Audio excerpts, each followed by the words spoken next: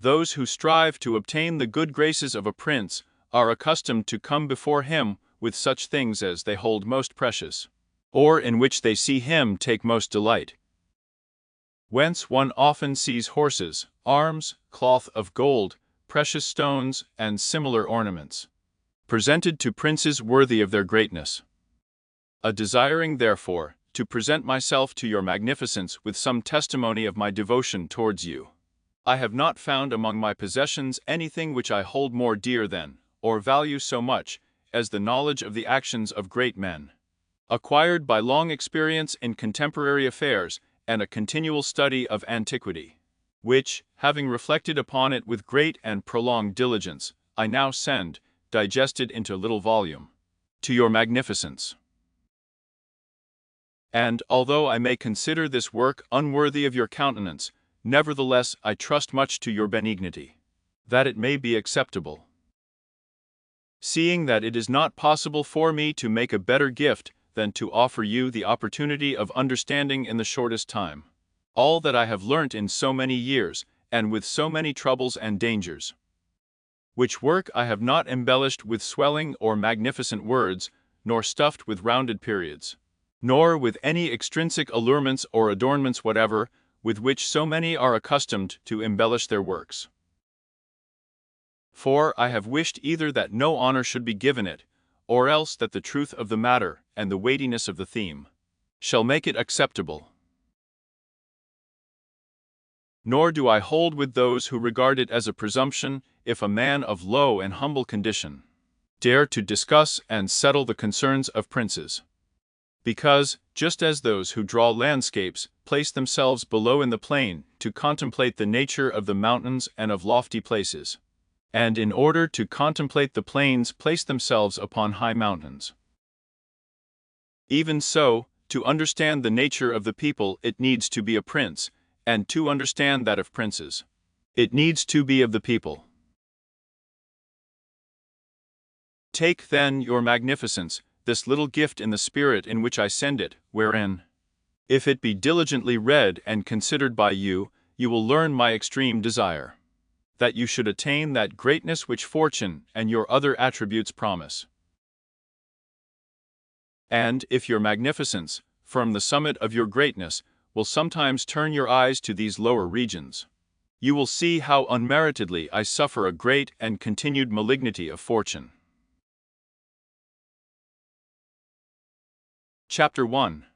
How many kinds of principalities there are, and by what means they are acquired. All states, all powers that have held and hold rule over men, have been and are either republics or principalities. Principalities are either hereditary, in which the family has been long established, or they are new. The new are either entirely new, as was Milan de Francesco Sforza, or they are, as it were, members annexed to the hereditary state of the prince who was acquired them, as was the kingdom of Naples to that of the king of Spain. As such dominions thus acquired are either accustomed to live under a prince or to live in freedom, and are acquired either by the arms of the prince himself or of others, or else by fortune or by ability. Chapter 2. Concerning hereditary principalities. I will leave out all discussion on republics, inasmuch as in another place I have written of them at length, and will address myself only to principalities. In doing so, I will keep to the order indicated above, and discuss how such principalities are to be ruled and preserved. I say at once, there are fewer difficulties in holding hereditary states, and those long accustomed to the family of their prince, than new ones, for it is sufficient only not to transgress the customs of his ancestors, and to deal prudently with circumstances as they arise, for a prince of average powers to maintain himself in his state, unless he be deprived of it by some extraordinary and excessive force. And if he should be so deprived of it, whenever anything sinister happens to the usurper, he will regain it. We have in Italy, for example, the Duke of Ferrara, who could not have withstood the attacks of the Venetians in 84, nor those of Pope Julius in 10, unless he had been long established in his dominions. For the hereditary prince has less cause and less necessity to offend. Hence it happens that he will be more loved. And unless extraordinary vices cause him to be hated, it is reasonable to expect that his subjects will be naturally well disposed towards him, and in the antiquity and duration of his rule, the memories and motives that make for change are lost, for one change always leaves the two thing for another. Chapter 3. Concerning mixed principalities. But the difficulties occur in a new principality. And firstly, if it be not entirely new, but is, as it were, a member of a state, which, taken collectively, may be called composite, the changes arise chiefly from an inherent difficulty there is in all new principalities. For men change their rulers willingly, hoping to better themselves, and this hope induces them to take up arms against him who rules. Wherein they are deceived, because they afterwards find, by experience, they have gone from bad to worse. This follows also on another natural and common necessity, which always causes a new prince to burden those who have submitted to him with his soldiery, and with infinite other hardships which you must put upon his new acquisition. In this way you have enemies, and all those whom you have injured in seizing that principality. And you are not able to keep those friends who put you there because of your not being able to satisfy them in the way they expected. And you cannot take strong measures against them, feeling bound to them. For, although one may be very strong in armed forces, yet in entering a province, one has always need of the goodwill of the natives. For these reasons Louis, King of France, quickly occupied Milan, and as quickly lost it. And to turn him out the first time, it only needed Ludovico's own forces, because those who had opened the gates to him, finding themselves deceived in their hopes of future benefit, would not endure the ill treatment of the new prince. It is very true that after acquiring rebellious provinces a second time, they are not so likely lost afterwards, because the prince, with little reluctance, takes the opportunity of the rebellion to punish the delinquents, to clear out the suspects, and to strengthen himself in the weakest places. Thus, to cause France to lose Milan the first time, it was enough for the Duke Ludovico to raise insurrections on the borders. But to cause him to lose it a second time, it was necessary to bring the whole world against him, and that his armies should be defeated and driven out of Italy, which followed from the causes above mentioned. Nevertheless, Milan was taken from France both the first and the second time. The general reasons for the first have been discussed.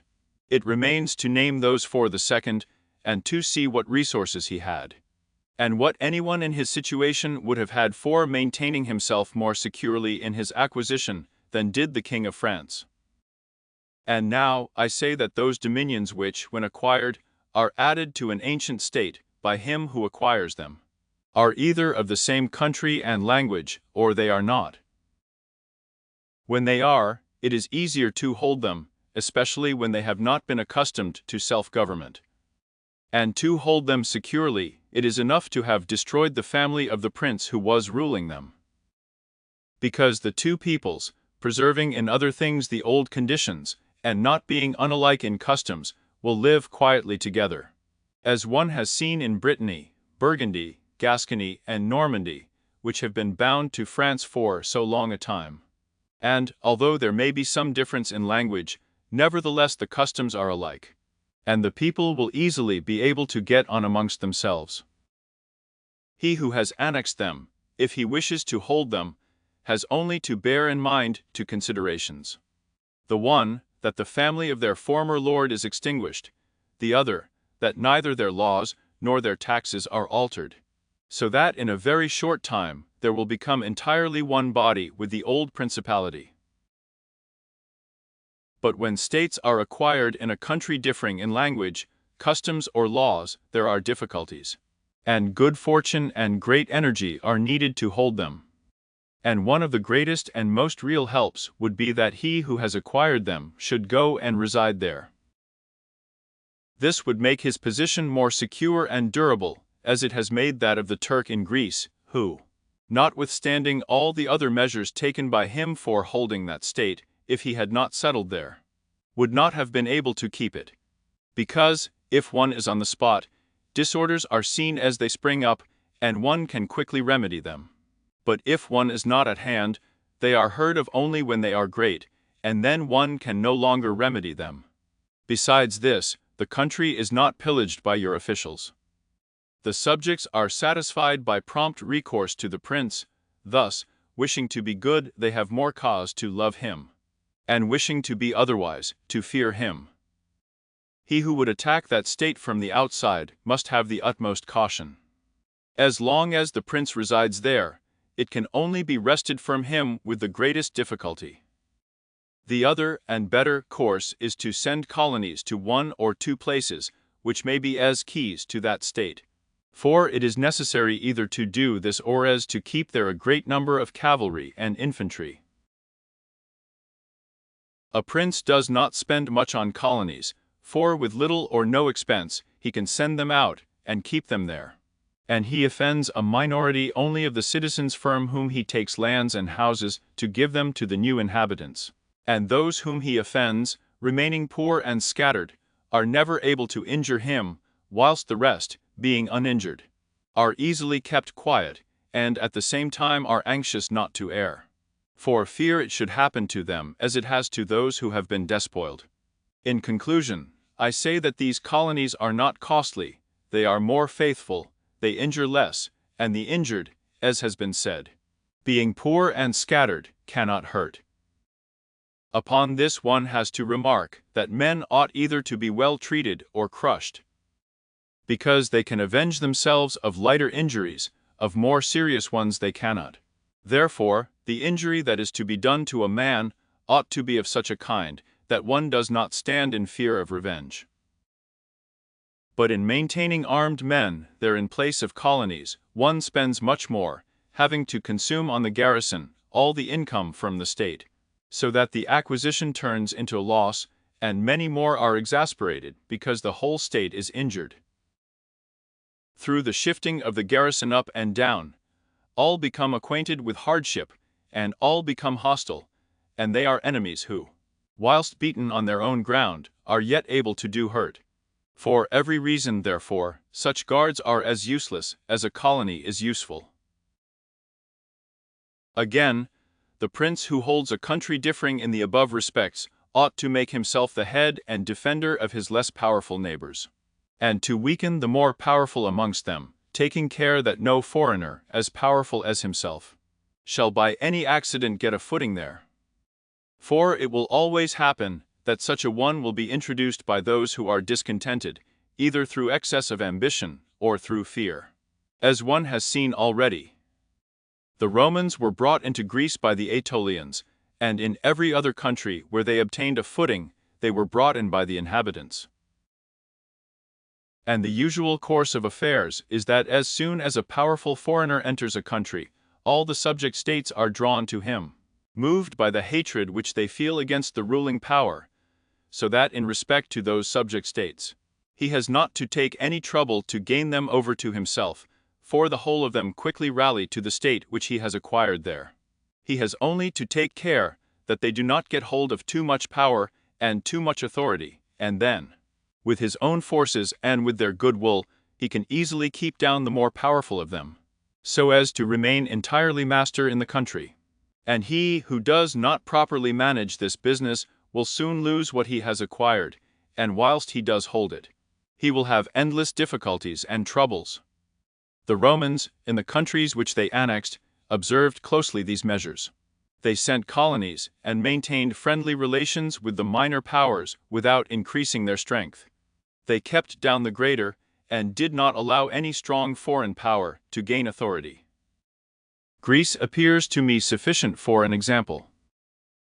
The Achaeans and Aetolians were kept friendly by them. The kingdom of Macedonia was humbled, Antiochus was driven out. Yet the merits of the Achaeans and Aetolians never secured for them permission to increase their power. Nor did the persuasions of Philip ever induce the Romans to be his friends without first humbling him. Nor did the influence of Antiochus make them agree that he should retain any lordship over the country. Because the Romans did in these instances what all prudent princes ought to do, who have regard not only to present troubles but also future ones, for which they must prepare with every energy, because when foreseen, it is easy to remedy them. But if you wait until they approach, the medicine is no longer in time, because the malady has become incurable. For it happens in this, as the physicians say it happens in hectic fever, that in the beginning of the malady, it is easy to cure but difficult to detect. But in the course of time, not having been either detected or treated in the beginning, it becomes easy to detect but difficult to cure. Thus it happens in affairs of state, for when the evils that arise have been foreseen, which it is only given to a wise man to see, they can be quickly redressed, but when, through not having been foreseen, they have been permitted to grow in a way that everyone can see them, there is no longer a remedy. Therefore, the Romans, foreseeing troubles, dealt with them at once, and even to avoid a war, would not let them come to a head. For they knew that war is not to be avoided, but is only to be put off to the advantage of others. Moreover, they wished to fight with Philip and Antiochus in Greece so as not to have to do it in Italy. They could have avoided both, but this they did not wish. Nor did that ever please them which is forever in the mouths of the wise ones of our time, let us enjoy the benefits of the time, but rather the benefits of their own valor and prudence. For time drives everything before it, and is able to bring with it good as well as evil, and evil as well as good. But let us turn to France and inquire whether she has done any of the things mentioned. I will speak of Louis, and not of Charles, as the one whose conduct is the better to be observed, he having held possession of Italy for the longest period. And you will see that he has done the opposite to those things which ought to be done, to retain a state composed of diverse elements. King Louis was brought into Italy by the ambition of the Venetians, who desired to obtain half the state of Lombardy by his intervention. I will not blame the course taken by the king, because, wishing to get a foothold in Italy, and having no friends there, seeing rather that every door was shut to him, owing to the conduct of Charles, he was forced to accept those friendships which he could get, and he would have succeeded very quickly in his design if in other matters he had not made some mistakes. The king, however, having acquired Lombardy, regained at once the authority which Charles had lost. Genoa yielded, the Florentines became his friends. The Marquis of Mantua, the Duke of Ferrara, the Bontivogli, my Lady of Foli, the lords of Faenza, of Pizarro, of Rimini, of Camerino, of Piombino, the Lucchesi, the Pisans, the Senesi, everybody made advances to him to become his friend. Then could the Venetians release the rashness of the course taken by them, which, in order that they might secure to towns in Lombardy, had made the king master of 2/3 of Italy. Let anyone now consider with what little difficulty the king could have maintained his position in Italy, had he observed the rules above laid down, and kept all his friends secure and protected. For, although they were numerous, they were both weak and timid, some afraid of the church, some of the Venetians. And thus they would always have been forced to stand in with him, and by their means he could easily have made himself secure against those who remained powerful. But he was no sooner in Milan than he did the contrary, by assisting Pope Alexander to occupy the Romagna. It never occurred to him that by this action he was weakening himself, depriving himself of friends, and of those who had thrown themselves into his lap, whilst he aggrandized the church by adding much temporal power to the spiritual, thus giving it greater authority. And, having committed this prime error, he was obliged to follow it up, so much so that, to put an end to the ambition of Alexander, and to prevent his becoming the master of Tuscany, he was himself forced to come into Italy. And as if it were not enough to have aggrandized the church, and deprived himself of friends, he, wishing to have the kingdom of Naples, divides it with the king of Spain. And where he was the prime arbiter in Italy, he takes an associate, so that the ambitions of that country and the malcontents of his own should have somewhere to shelter. And whereas he could have left in the kingdom his own pensioner as king, he drove him out to put one there, who was able to drive him, Louis, out in turn. The wish to acquire is, in truth, very natural and common, and men always do so when they can, and for this they will be praised, not blamed. But when they cannot do so, and yet wish to do so by any means, then there is folly and blame. Therefore, if France could have attacked Naples with her own forces, she ought to have done so. If she could not, then she ought not to have divided it. And if the partition which she made with the Venetians in Lombardy was justified by the excuse that by it she got a foothold in Italy, this other partition merited blame, for it had not the excuse of that necessity. Therefore Louis made these 5 errors. He destroyed the minor powers, he increased the strength of one of the greater powers in Italy. He brought in a foreign power. He did not settle in the country. He did not send colonies. Which errors, had he lived, were not enough to injure him, had he not made a 6th, by taking away their dominions from the Venetians. Because, had he not aggrandized the church, nor brought Spain into Italy, it would have been very reasonable and necessary to humble them.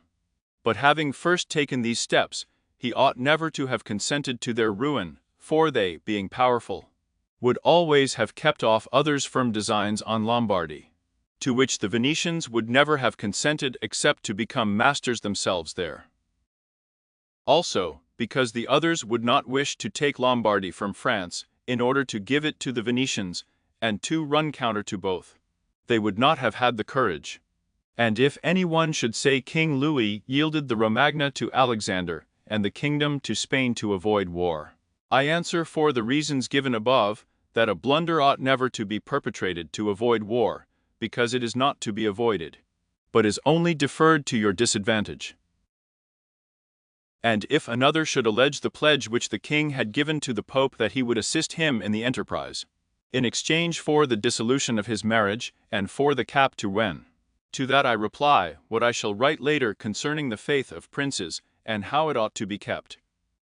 Thus King Louis lost Lombardy, by not having followed any of the conditions observed by those who have taken possession of countries, and wish to retain them. Nor is there any miracle in this, but much that is reasonable and quite natural. And on these matters I spoke at Nantes with Rouen, when Valentino, as Cesare Borgia the son of Pope Alexander was usually called, occupied the Romagna.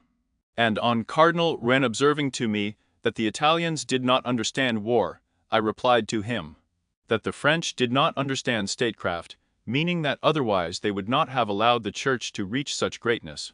And in fact, it has been seen that the greatness of the Church and of Spain in Italy has been caused by France, and her ruin may be attributed to them.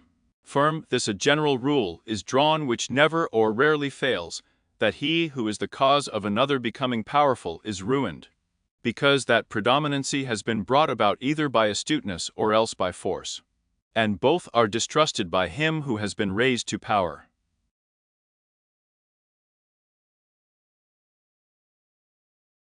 Chapter 4.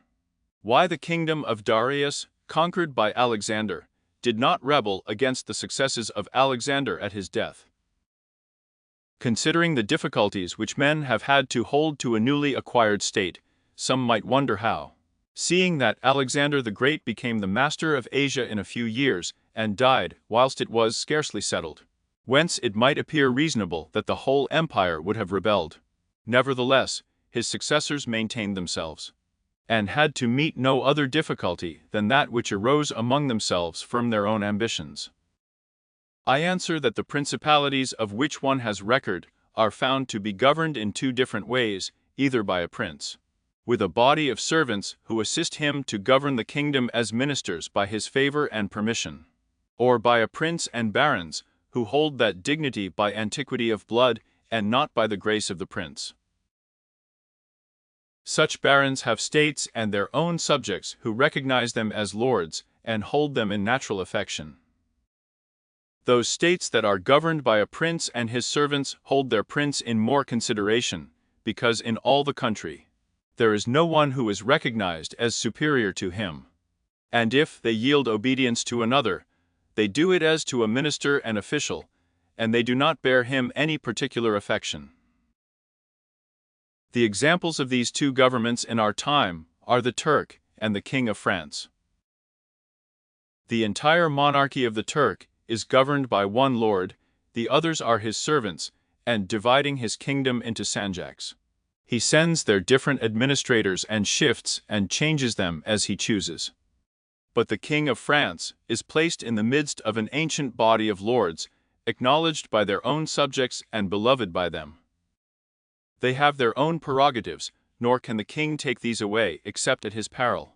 Therefore, he who considers both of these states will recognize great difficulties in seizing the states of the Turk, but, once it is conquered, great ease in holding it.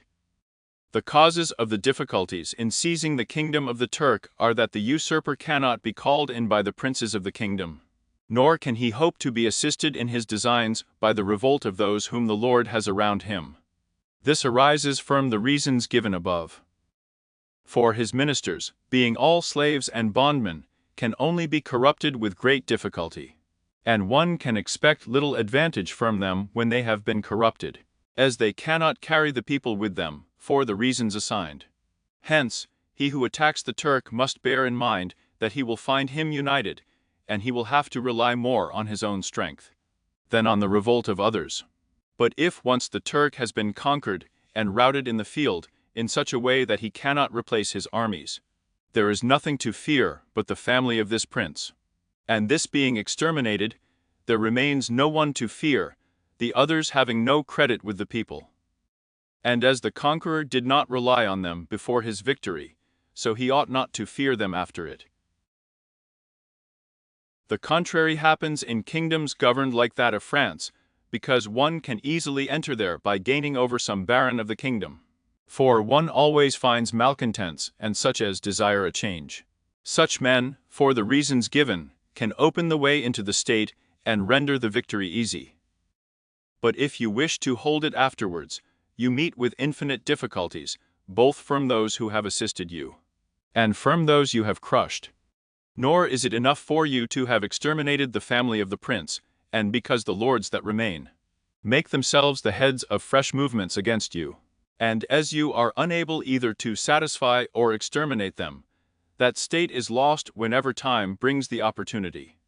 Now, if you will consider what was the nature of the government of Darius, you will find it similar to the kingdom of the Turk. And therefore it was only necessary for Alexander first to overthrow him in the field, and then to take the country from him. After which victory, Darius being killed, the states remained secure to Alexander for the above reasons. And if his successors had been united, they would have enjoyed it securely and at their ease. For there were no tumults raised in the kingdom except those they provoked themselves. But it is impossible to hold, with such tranquility, states constituted like that of France. Hence arose those frequent rebellions against the Romans in Spain, France and Greece, owing to the many principalities they were in these states, of which, as long as the memory of them endured, the Romans always held an insecure possession. But with the power and long continuance of the empire, the memory of them passed away, and the Romans then became secure possessors. And when, fighting afterwards amongst themselves, each one was able to attach to himself his own parts of the country, according to the authority he had assumed there, and the family of the former lord being exterminated, none other than the Romans were acknowledged.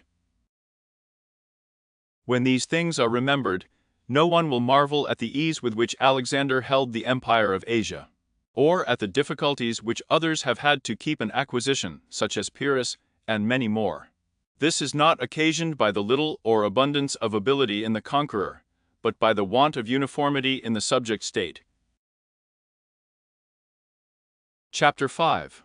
Concerning the way to govern cities or principalities which lived under their own laws before they were annexed. Whenever those states which have been acquired as stated have been accustomed to live under their own laws and in freedom, There are three courses for those who wish to hold them. The first is to ruin them. The next is to reside there in person.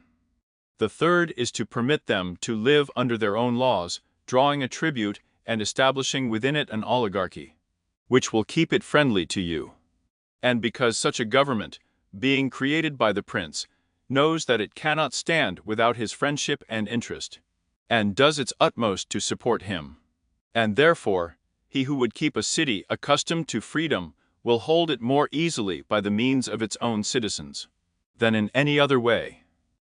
There are, for example, the Spartans and the Romans. The Spartans held Athens and Thebes, establishing there an oligarchy. Nevertheless, they lost them. The Romans, in order to hold Capua, Carthage and Numantia, dismantled them and did not lose them. They wished to hold Greece as the Spartans held it, making it free and permitting its laws, and did not succeed. So, to hold it, they were compelled to dismantle many cities in the country, for in truth, there is no safe way to retain them otherwise than by ruining them. And he who becomes master of a city accustomed to freedom, and does not destroy it, may expect to be destroyed by it. For in rebellion, it has always the watchword of liberty, and its ancient privileges as a rallying point, which neither time nor benefits will ever cause it to forget.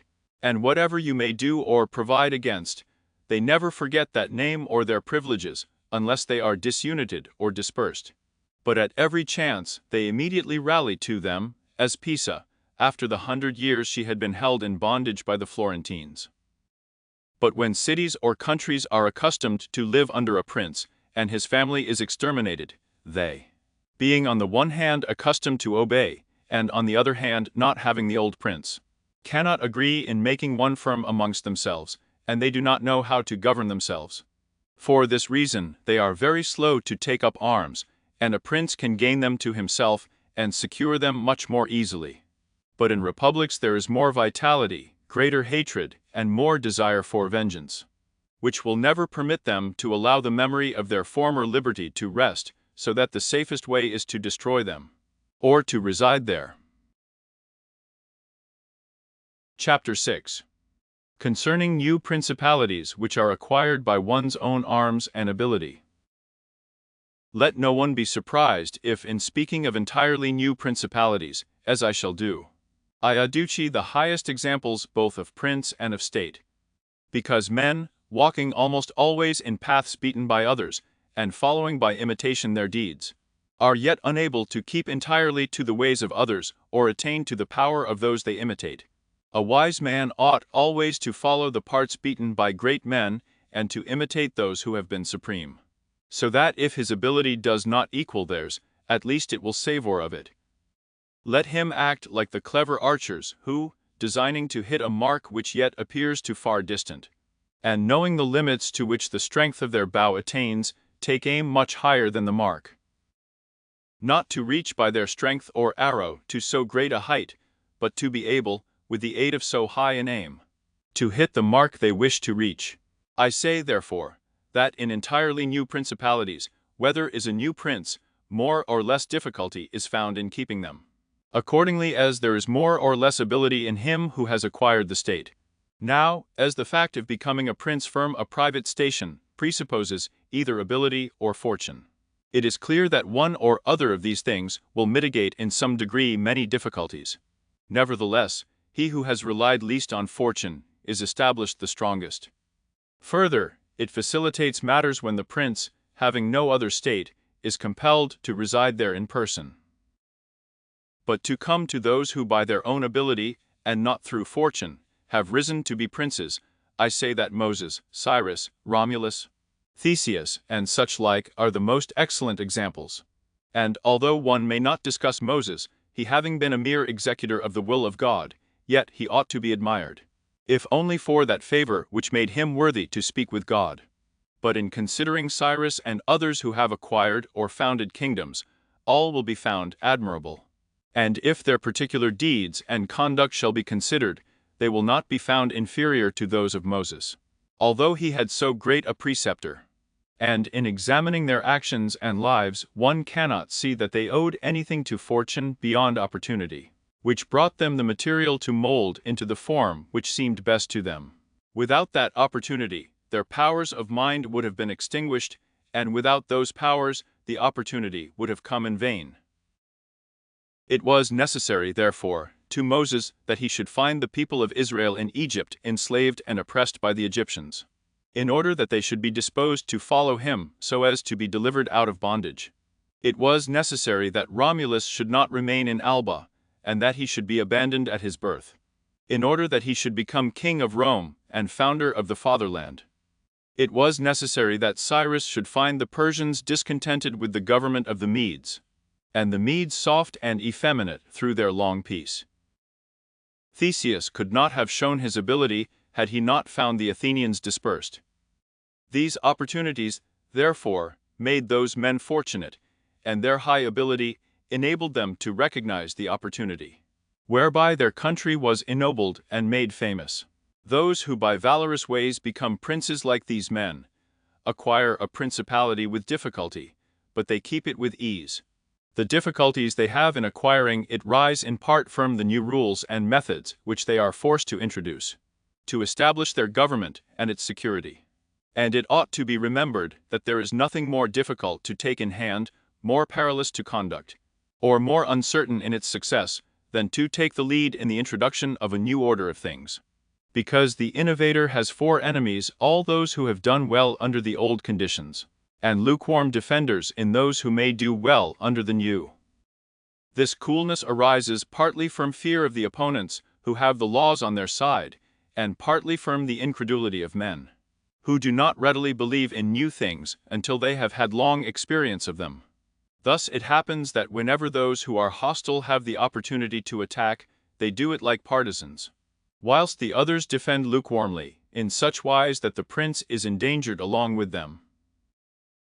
It is necessary, therefore, if we desire to discuss this matter thoroughly, to inquire whether these innovators can rely on themselves, or have to depend on others. That is to say, whether to consummate their enterprise have they to use prayers, or can they use force. In the first instance, they always succeed badly and never compass anything, but when they can rely on themselves and use force, then they are rarely endangered. Hence it is that all armed prophets have conquered, and the unarmed ones have been destroyed. Besides the reasons mentioned, the nature of the people is variable, and whilst it is easy to persuade them, it is difficult to fix them in that persuasion, and thus it is necessary to take such measures that, when they believe no longer, it may be possible to make them believe by force. If Moses, Cyrus, Theseus, and Romulus had been unarmed, they could not have enforced their constitutions for long, as happened in our time to Fra Girolamo Savonarola, who was ruined with his new order of things. Immediately the multitude believed in him no longer, and he had no means of keeping steadfast those who believed, or of making the unbelievers to believe. And therefore such as these have great difficulties in consummating their enterprise, for all their dangers are in the ascent. Yet with ability they will overcome them. But when these are overcome, and those who envied them their success are exterminated, they will begin to be respected, and they will continue afterwards powerful, secure, honored, and happy. To these great examples I wish to add a lesser one. Still, it bears some resemblance to them, and I wish it to suffice me for all of a like kind. It is Hero the Syracusan. This man rose from a private station to be Prince of Syracuse, nor did he either owe anything to fortune, but opportunity. For the Syracusans, being oppressed, chose him for their captain. Afterwards he was rewarded by being made their prince.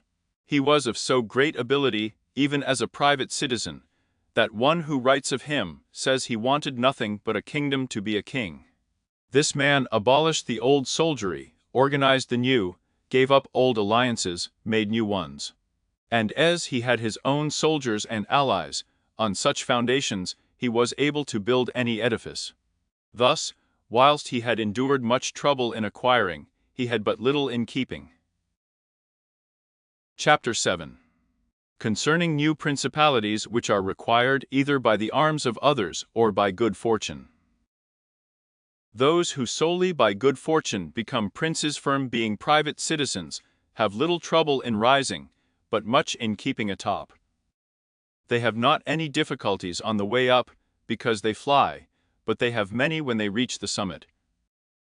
Such are those to whom some state is given either for money, or by the favor of him who bestows it, as happened to many in Greece, in the cities of Ionia and of the Hellespont, where princes were made by Darius, in order that they might hold the cities both for his security and his glory.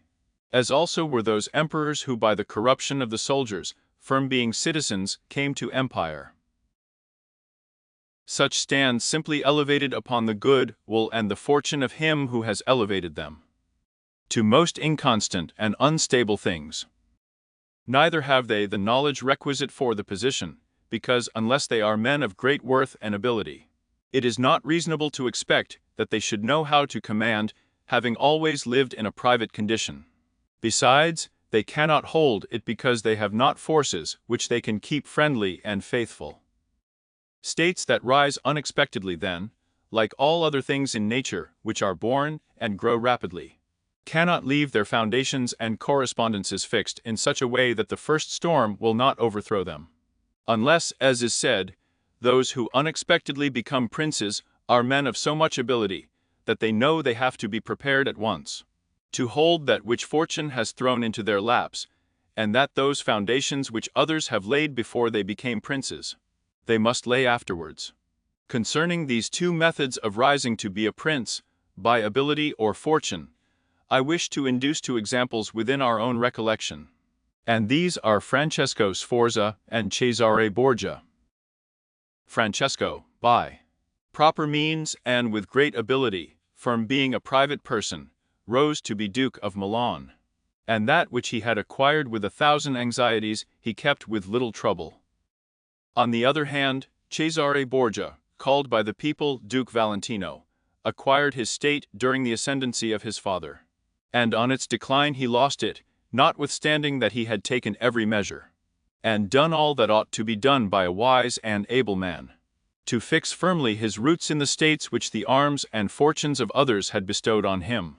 Because, as is stated above, he who has not first laid his foundations may be able with great difficulty to lay them afterwards, but they will be laid with trouble to the architect and danger to the building. If, therefore, all the steps taken by the Duke be considered, it will be seen that he laid solid foundations for his future power.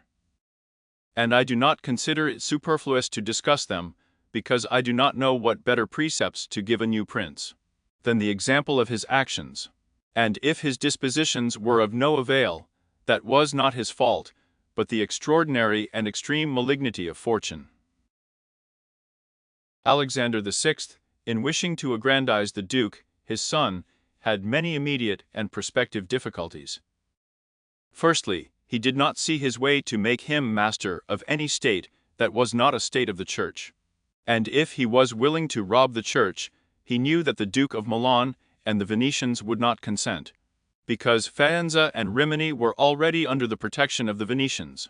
Besides this, he saw the arms of Italy, especially those by which he might have been assisted, in hands that would fear the aggrandizement of the Pope, namely the Orsini and Colonnesi and their following. It behoved him, therefore, to upset this state of affairs and embroil the powers so as to make himself securely master of part of their states. This was easy for him to do because he found the Venetians, moved by other reasons, inclined to bring back the French into Italy. He would not only not oppose this, but he would render it more easy by dissolving the former marriage of King Louis. Therefore, the king came into Italy, with the assistance of the Venetians and the consent of Alexander. He was no sooner in Milan than the Pope had soldiers from him for the attempt on the Romagna, which yielded to him on the reputation of the king. The Duke, therefore, having acquired the Romagna and beaten the Colonnese, while wishing to hold that and to advance further, was hindered by two things. The one, his forces did not appear loyal to him. The other, the goodwill of France. That is to say, he feared that the forces of the Orsini, which he was using, would not stand to him. that not only might they hinder him from winning more, but might themselves seize what he had won, and that the king might also do the same. Of the Orsini, he had a warning when, after taking Faenza and attacking Bologna, he saw them go very unwillingly to that attack. And as to the king, he learned his mind when he himself, after taking the duchy of Urbino, attacked Tuscany. And the duke made him desist from that undertaking. Hence the duke decided to depend no more on the arms and the luck of others. For the first thing, he weakened the Orsini and Colonnese parties in Rome by gaining to himself all their adherents who were gentlemen, making them his gentlemen, giving them good pay, and according to their rank, inuring them with office and command, in such a way that in a few months all attachment to the factions was destroyed and turned entirely to the duke.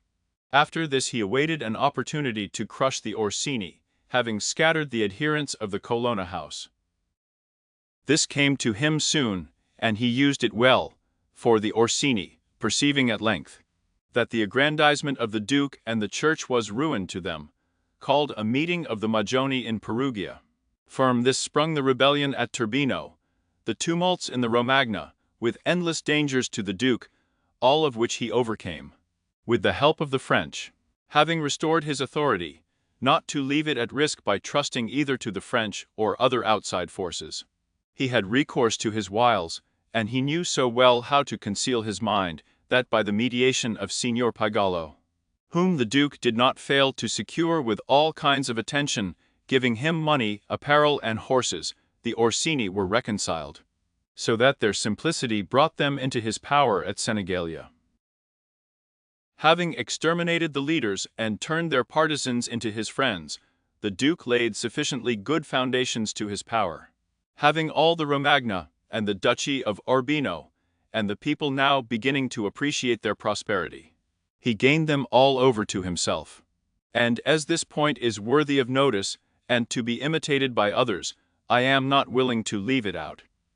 When the duke occupied the Romagna, he found it under the rule of weak masters, who rather plundered their subjects than ruled them, and gave them more cause for disunion than for union, so that the country was full of robbery, quarrels, and every kind of violence. And so, wishing to bring back peace and obedience to authority, he considered it necessary to give it a good governor. Thereupon he promoted M. Ramiro d'Orco, a swift and cruel man, to whom he gave the fullest power. This man in a short time restored peace and unity with the greatest success. Afterwards, the duke considered that it was not advisable to confer such excessive authority, for he had no doubt but that he would become odious. So he set up a court of judgment in the country, under a most excellent precedent, wherein all cities had their advocates. And because he knew that the past severity had caused some hatred against himself, so to clear himself in the minds of the people, and gain them entirely to himself, he desired to show that if any cruelty had been practiced, it had not originated with him, but in the natural sternness of the minister. Under this pretense, he took Ramiro, and one morning caused him to be executed, and left on the piazza at Cesena, with the block and the bloody knife at his side. The barbarity of this spectacle caused the people to be at once satisfied and dismayed. But let us return whence we started. I say that the duke, finding himself now sufficiently powerful and partly secured from immediate dangers, by having armed himself in his own way, and having in a great measure crushed those forces in his vicinity that could injure him if he wished to proceed with his conquest, had next to consider France, for he knew that the king, who too late was aware of his mistake, would not support him. And from this time he began to seek new alliances and to temporize with France in the expedition which she was making towards the kingdom of Naples against the Spaniards who were besieging Gaeta. It was his intention to secure himself against them, and this he would have quickly accomplished had Alexander lived. Such was his line of action as to present affairs. But as to the future he had to fear in the first place that a new successor to the church might not be friendly to him, and might seek to take from him that which Alexander had given him. So he decided to act in 4 ways. Firstly, by exterminating the families of those lords whom he had despoiled, so as to take away that pretext from the Pope.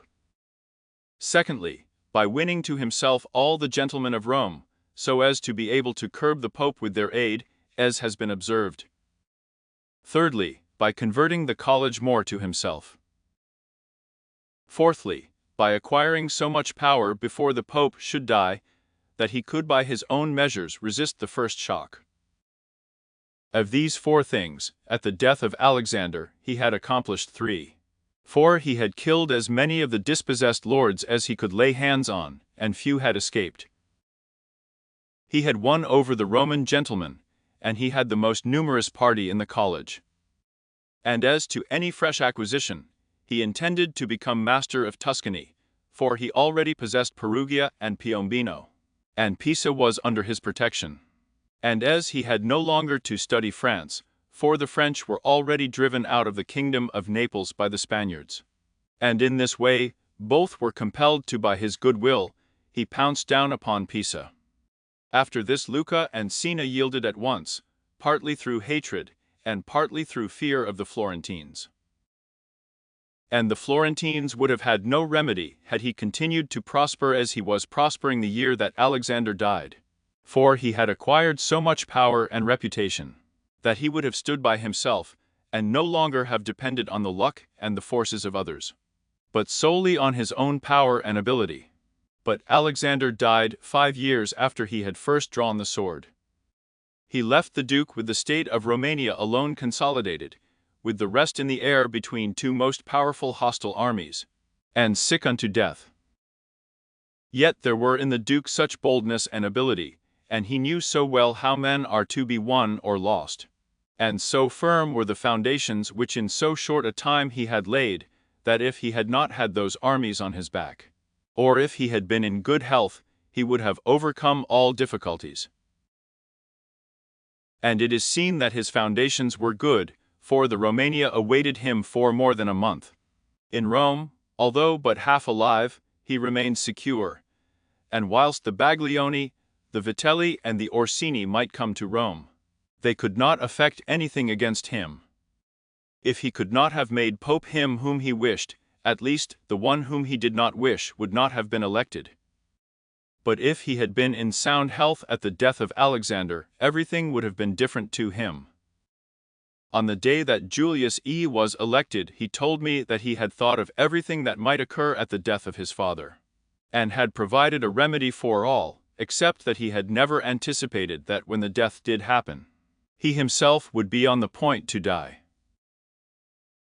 When all the actions of the Duke are recalled, I do not know how to blame him, but rather it appears to me, as I have said, that I ought to offer him for imitation by all those who by the fortune or the arms of others are raised to government, because he, having a lofty spirit and far-reaching aims, could not have regulated his conduct otherwise, and only the shortness of the life of Alexander and his own sickness frustrated his designs. Therefore, he who considers it necessary to secure himself in his new principality, to win friends, to overcome either by force or fraud, to make himself beloved and feared by the people, to be followed and revered by the soldiers, to exterminate those who have power or reason to hurt him, to change the old order of things for new, to be severe and gracious, magnanimous and liberal, to destroy a disloyal soldiery and create new, to maintain friendship with kings and princes in such a way that they must help him with zeal and offend with caution, cannot find a more lively example than the actions of this man.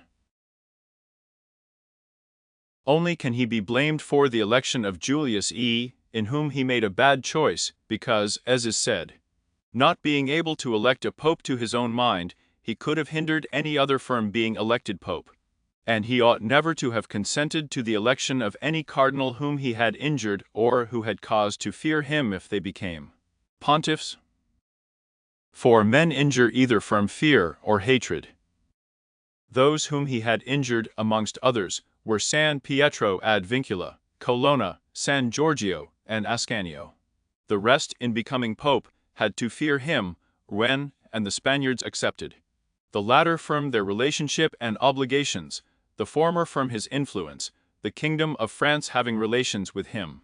Therefore, above everything, the Duke ought to have created a Spaniard pope, and failing him, he ought to have consented to when, and not San Pietro ad vincula. He who believes that new benefits will cause great personages to forget old injuries is deceived. Therefore, the Duke erred in his choice, and it was the cause of his ultimate ruin. Chapter 8. Concerning those who have obtained a principality by wickedness, although a prince may rise from a private station in two ways, neither of which can be entirely attributed to fortune or genius, yet it is manifest to me that I must not be silent on them, although one could be more copiously treated when I discuss republics. These methods are when, either by some wicked or nefarious ways, one ascends to the principality, or when, by the favor of his fellow citizens, a private person becomes the prince of his country. And speaking of the first method, it will be illustrated by two examples, one ancient, the other modern. And without entering further into the subject, I consider these two examples will suffice those who may be compelled to follow them. Agathocles the Sicilian became king of Syracuse, not only from a private, but from a low and abject position. This man, the son of a potter, through all the changes in his fortunes, always led an infamous life. Nevertheless, he accompanied his infamies with so much ability of mind and body that, having devoted himself to the military profession, he rose through its ranks to be prior of Syracuse. Being established in that position, and having deliberately resolved to make himself prince, and to seize by violence, without obligation to others, that which had been conceded to him by assent, he came to an understanding for this purpose with Amilcar the Carthaginian, who with his army was fighting in Sicily. One morning he assembled the people and the Senate of Syracuse, as if he had to discuss with them things relating to the Republic. And at a given signal the soldiers killed all the senators and the richest of the people. These dead, he seized and held the princedom of that city without any civil commotion. And although he was twice routed by the Carthaginians and ultimately besieged, yet not only was he able to defend his city, but leaving part of his men for its defense, with the others he attacked Africa, and in a short time raised the siege of Syracuse. The Carthaginians, reduced to extreme necessity, were compelled to come to terms with the Gathicals, and, leaving Sicily to him, had to be content with the possession of Africa. Therefore, he who considers the actions and the genius of this man will see nothing or little which can be attributed to fortune, inasmuch as he attained preeminence, as is shown above, not by the favor of any one, but step by step, in the military profession, which steps were gained with 1,000 troubles and perils, and were afterwards boldly held by him with many hazardous dangers. Yet it cannot be called talent to slay fellow citizens, to deceive friends, to be without faith, without mercy, without religion. Such methods may gain empire, but not glory.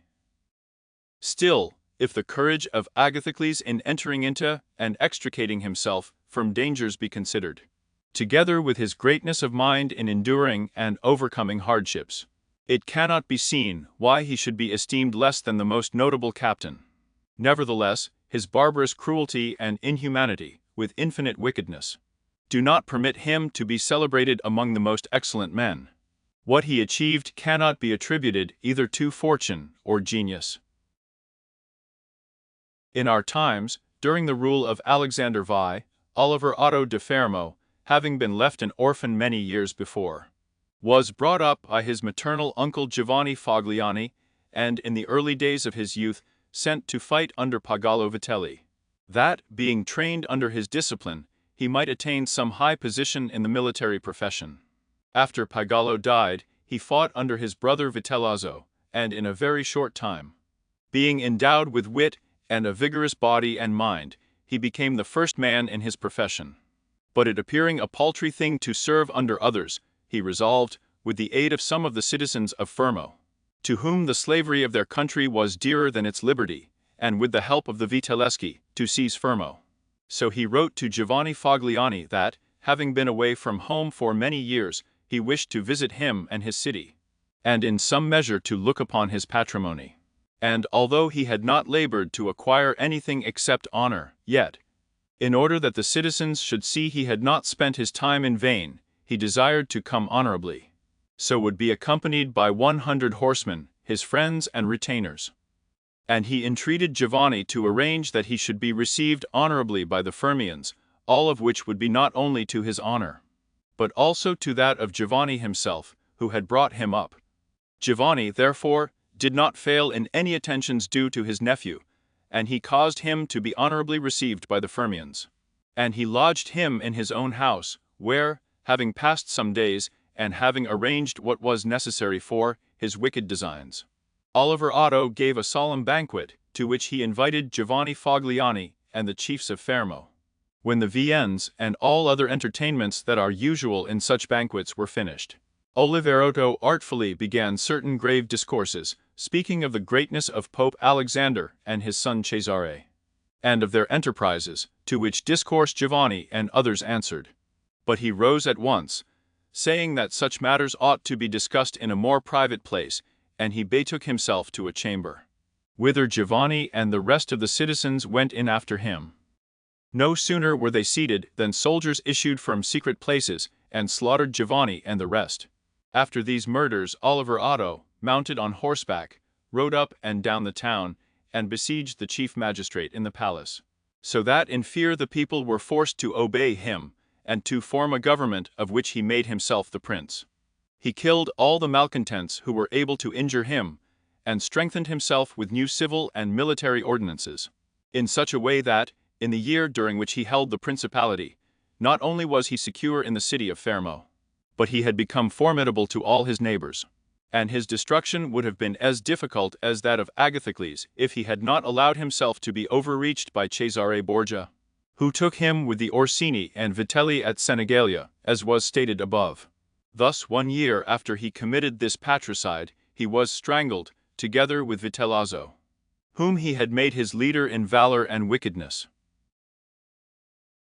Some may wonder how it can happen that Agathocles and his like, after infinite treacheries and cruelties, should live for long secure in his country, and defend himself from external enemies, and never be conspired against by his own citizens, seeing that many others, by means of cruelty, have never been able, even in peaceful times, to hold the state, still less in the doubtful times of war.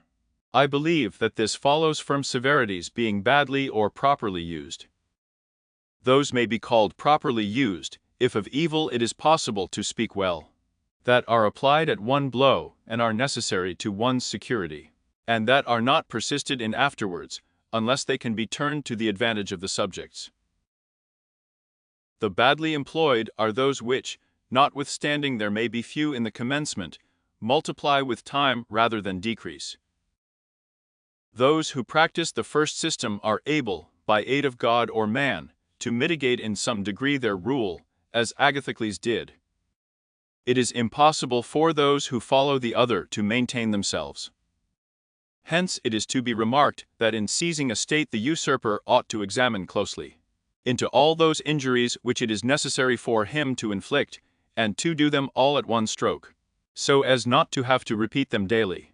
And thus, by not unsettling men, he will be able to reassure them, and win them to himself by benefits. He who does otherwise, either from timidity or evil advice, is always compelled to keep a knife in his hand. Neither can he rely on his subjects, nor can they attach themselves to him, owing to their continued and repeated wrongs. For injuries ought to be done all at one time, so that being tasted less, they offend less. Benefits ought to be given little by little, so that the flavor of them may last longer. And above all things a prince ought to live amongst his people in such a way that no unexpected circumstances, whether of good or evil, shall make him change. Because if the necessity for this comes in troubled times, you are too late for harsh measures, and mild ones will not help you, for they will be considered as forced from you, and no one will be under any obligation to you for them.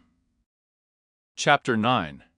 Concerning a civil principality, but coming to the other point, where a leading citizen becomes the prince of his country, not by wickedness or any intolerable violence, but by the favor of his fellow citizens. This may be called a civil principality.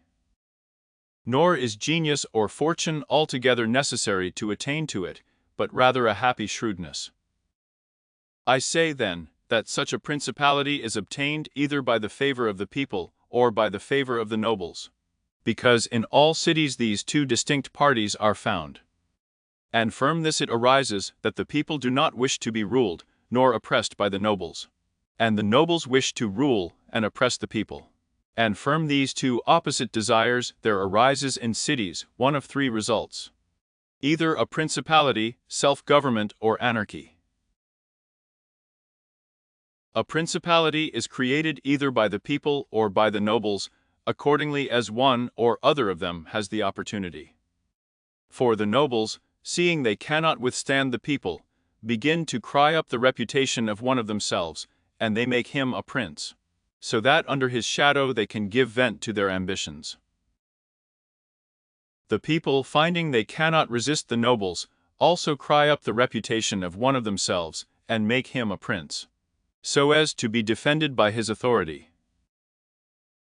He who obtains sovereignty by the assistance of the nobles maintains himself with more difficulty than he who comes to it by the aid of the people, because the former finds himself with many around him who consider themselves his equals, and because of this, he can neither rule nor manage them to his liking. But he who reaches sovereignty by popular favor finds himself alone, and has none around him, or few who are not prepared to obey him. Besides this, one cannot, by fair dealing, and without injury to others, satisfy the nobles, but you can satisfy the people. For their object is more righteous than that of the nobles, the latter wishing to oppress, while the former only desire not to be oppressed. It is to be added also that a prince can never secure himself against a hostile people because of there being too many, whilst from the nobles he can secure himself, as they are few in number. The worst that a prince may expect from a hostile people is to be abandoned by them. But from hostile nobles he has not only to fear abandonment, but also that they will rise against him, for they, being in these affairs more far-seeing and astute, always come forward in time to save themselves, and to obtain favors from him whom they expect to prevail. Further, the prince is compelled to live always with the same people, but he can do well without the same nobles, being able to make and unmake them daily, and to give or take away authority when it pleases him. Therefore, to make this point clearer, I say that the nobles ought to be looked at mainly in two ways. That is to say, they either shape their course in such a way as binds them entirely to your fortune, or they do not. Those who so bind themselves, and are not rapacious, ought to be honored and loved. Those who do not bind themselves may be dealt with in two ways. They may fail to do this through pusillanimity, and a natural want of courage, in which case you ought to make use of them, especially those who are of good counsel, and thus, whilst in prosperity you honor them, in adversity you do not have to fear them. But when, for their own ambitious ends, they shun binding themselves, it is a token that they are giving more thought to themselves than to you. And a prince ought to guard against such, and to fear them as if they were open enemies, because in adversity they will always help to ruin him. Therefore, one who becomes a prince through the favor of the people ought to keep them friendly, and this he can easily do, seeing that they only ask not to be oppressed by him. But one who, in opposition to the people, becomes a prince by the favor of the nobles, ought above everything to seek to win the people over to himself. And this he may easily do if he takes them under his protection. Because men, when they receive good from him, of whom they were expecting evil, abound more closely to their benefactor. Thus the people quickly become more devoted to him than if he had been raised to the principality by their favors. And the prince can win their affections in many ways, but as these vary according to the circumstances, one cannot give fixed rules. so I omit them. But, I repeat, it is necessary for a prince to have the people friendly, otherwise he has no security and adversity. Nabis, prince of the Spartans, sustained the attack of all Greece and of a victorious Roman army, and against them he defended his country and his government.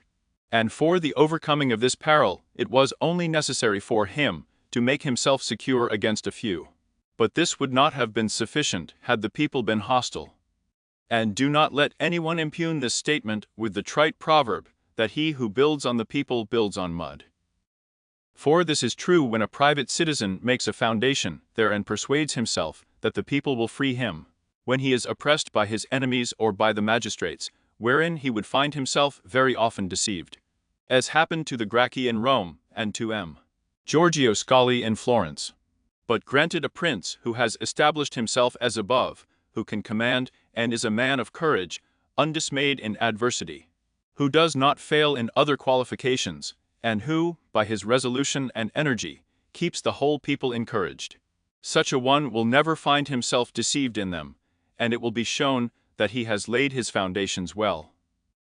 These principalities are liable to danger when they are passing from the civil to the absolute order of government, for such princes either rule personally or through magistrates. In the latter case, their government is weaker and more insecure, because it rests entirely on the goodwill of those citizens who are raised to the magistracy, and who, especially in troubled times, can destroy the government with great ease, either by intrigue or open defiance.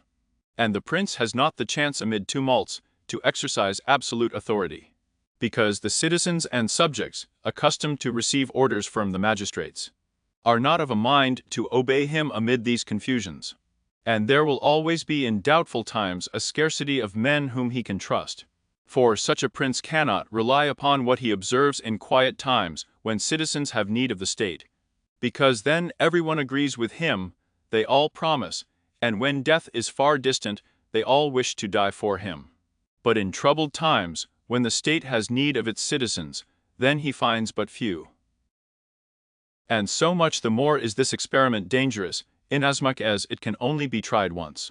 Therefore, a wise prince ought to adopt such a course that his citizens will always in every sort and kind of circumstance have need of the state and of him, and then he will always find them faithful. Chapter 10. Concerning the way in which the strength of all principalities ought to be measured. It is necessary to consider another point in examining the character of these principalities. That is, whether a prince has such power that, in case of need, he can support himself with his own resources, or whether he has always need of the assistance of others. And to make this quite clear, I say that I consider those who are able to support themselves by their own resources, who can either by abundance of men or money raise a sufficient army to join battle against anyone who comes to attack them. And I consider those always to have need of others who cannot show themselves against the enemy in the field, but are forced to defend themselves by sheltering behind walls. The first case has been discussed, but we will speak of it again should it recur. In the second case, one can say nothing except to encourage such princes to provision and fortify their towns, and not on any account to defend the country.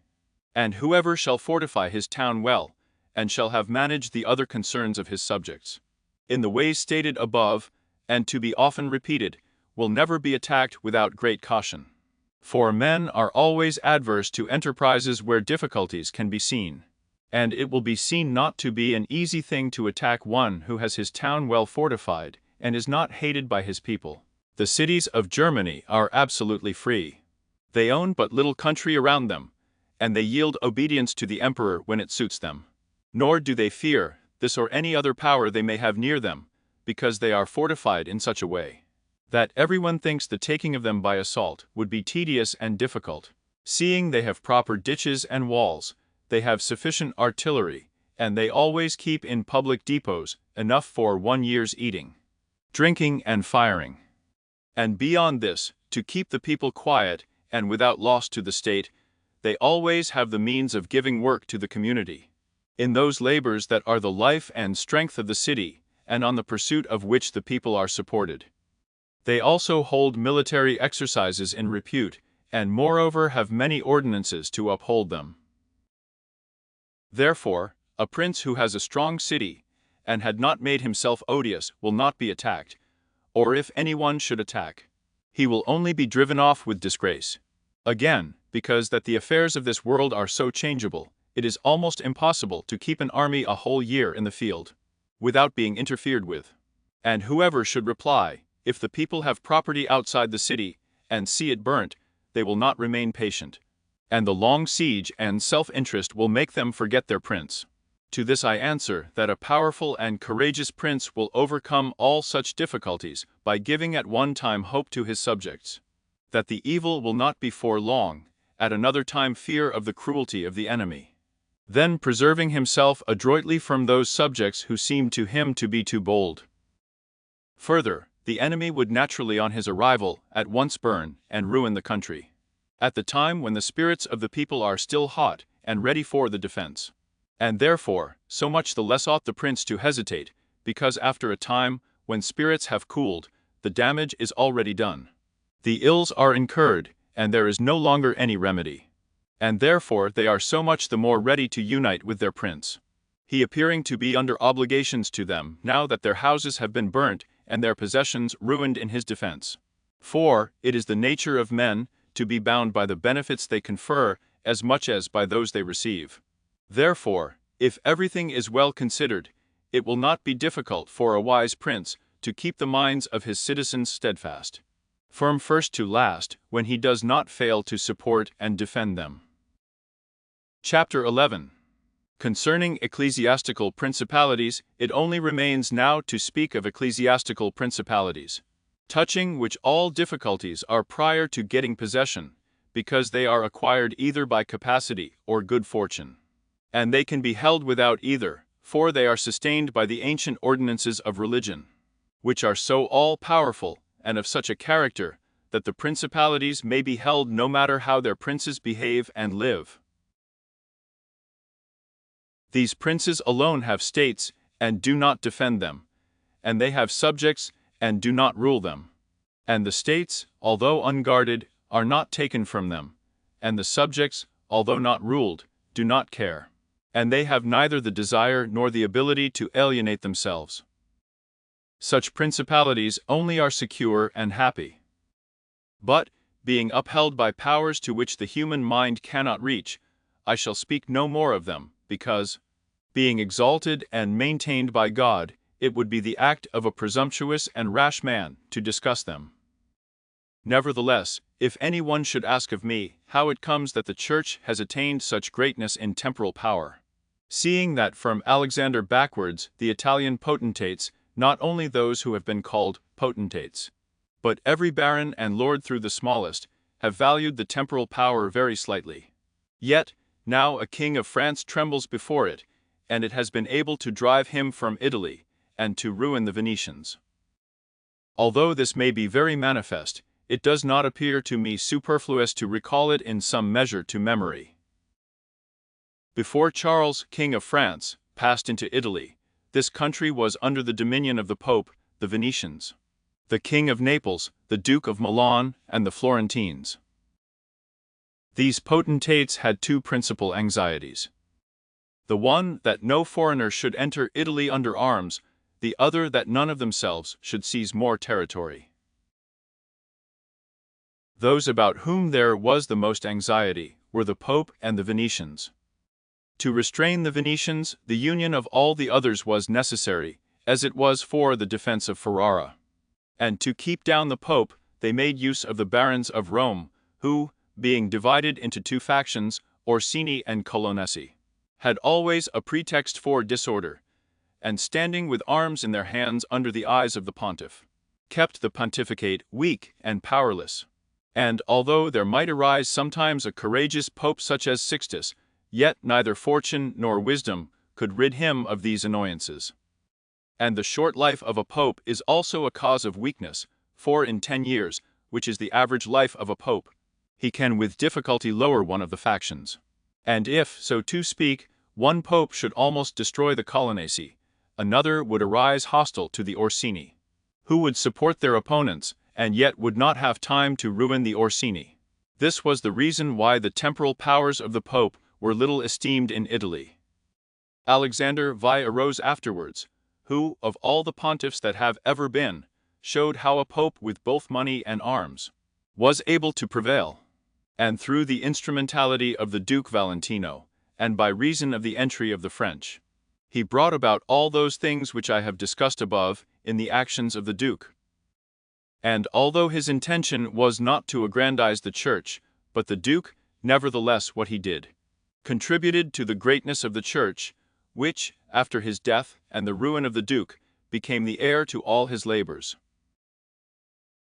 Pope Julius came afterwards, and found the Church strong, possessing all the Romagna, the barons of Rome reduced to impotence, and, through the chastisements of Alexander, the factions wiped out. He also found the way open to accumulate money in a manner such as had never been practiced before Alexander's time.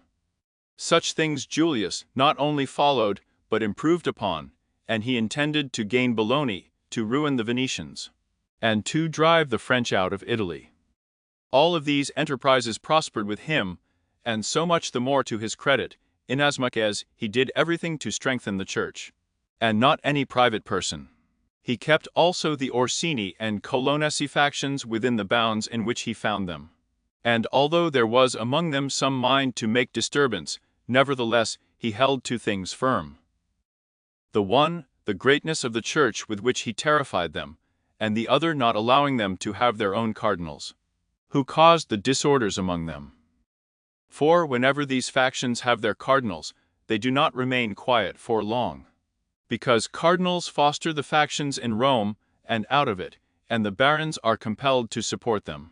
And thus from the ambitions of prelates arise disorders and tumults among the barons.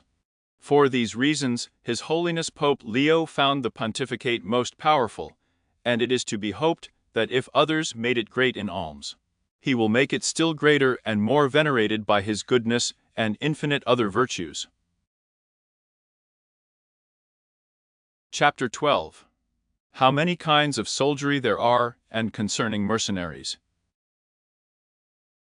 Having discoursed particularly on the characteristics of such principalities as in the beginning I propose to discuss, and having considered in some degree the causes of their being good or bad, and having shown the methods by which many have sought to acquire them and to hold them, it now remains for me to discuss generally the means of offense and defense which belong to each of them.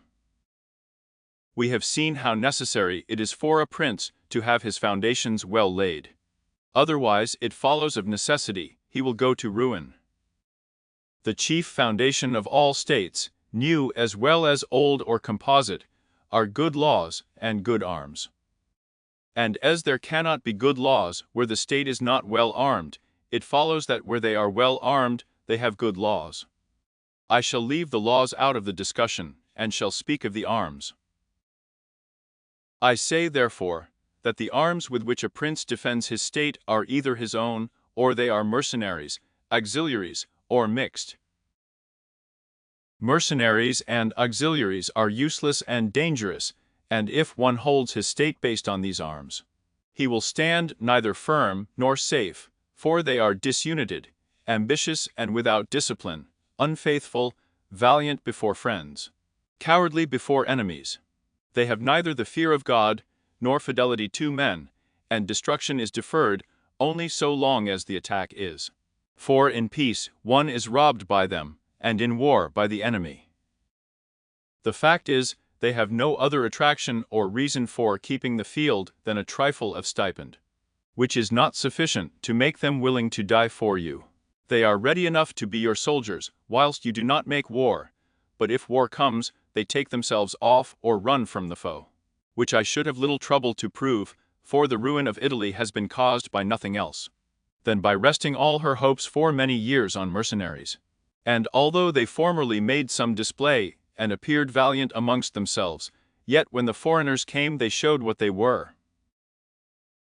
Thus it was that Charles, King of France, was allowed to seize Italy with chalk in hand, And he who told us that our sins were the cause of it told the truth, but they were not the sins he imagined, but those which I have related. And as they were the sins of princes, it is the princes who have also suffered the penalty. I wish to demonstrate further the infelicity of these arms. The mercenary captains are either capable men, or they are not. If they are, you cannot trust them because they always aspire to their own greatness, either by oppressing you, who are their master, or others contrary to your intentions. But if the captain is not skillful, you are ruined in the usual way. And if it be urged that whoever is armed will act in the same way, whether mercenary or not, I reply that when arms have to be resorted to, either by a prince or a republic, then the prince ought to go in person and perform the duty of a captain. The republic has to send its citizens, and when one is sent who does not turn out satisfactorily, it ought to recall him. And when one is worthy, to hold him by the laws, so that he does not leave the command. And experience has shown princes and republics single-handed making the greatest progress, and mercenaries doing nothing except damage.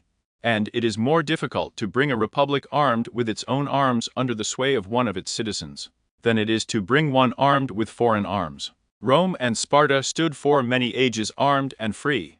The Switzers are completely armed and quite free. Of ancient mercenaries, for example, there are the Carthaginians, who were oppressed by their mercenary soldiers after the first war with the Romans.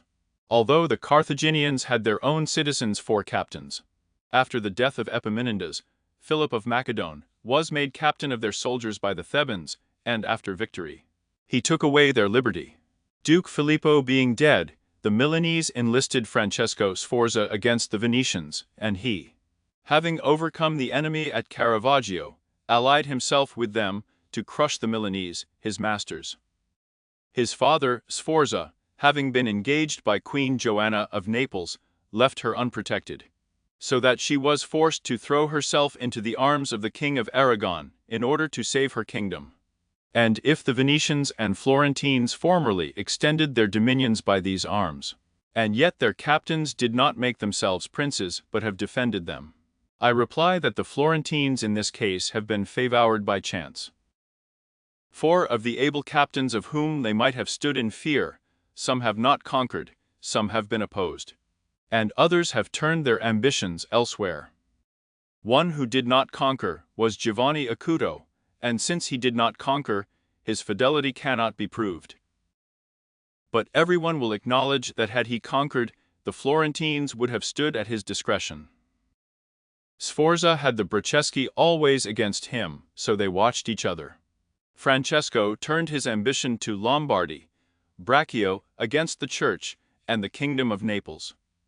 But let us come to that which happened a short while ago.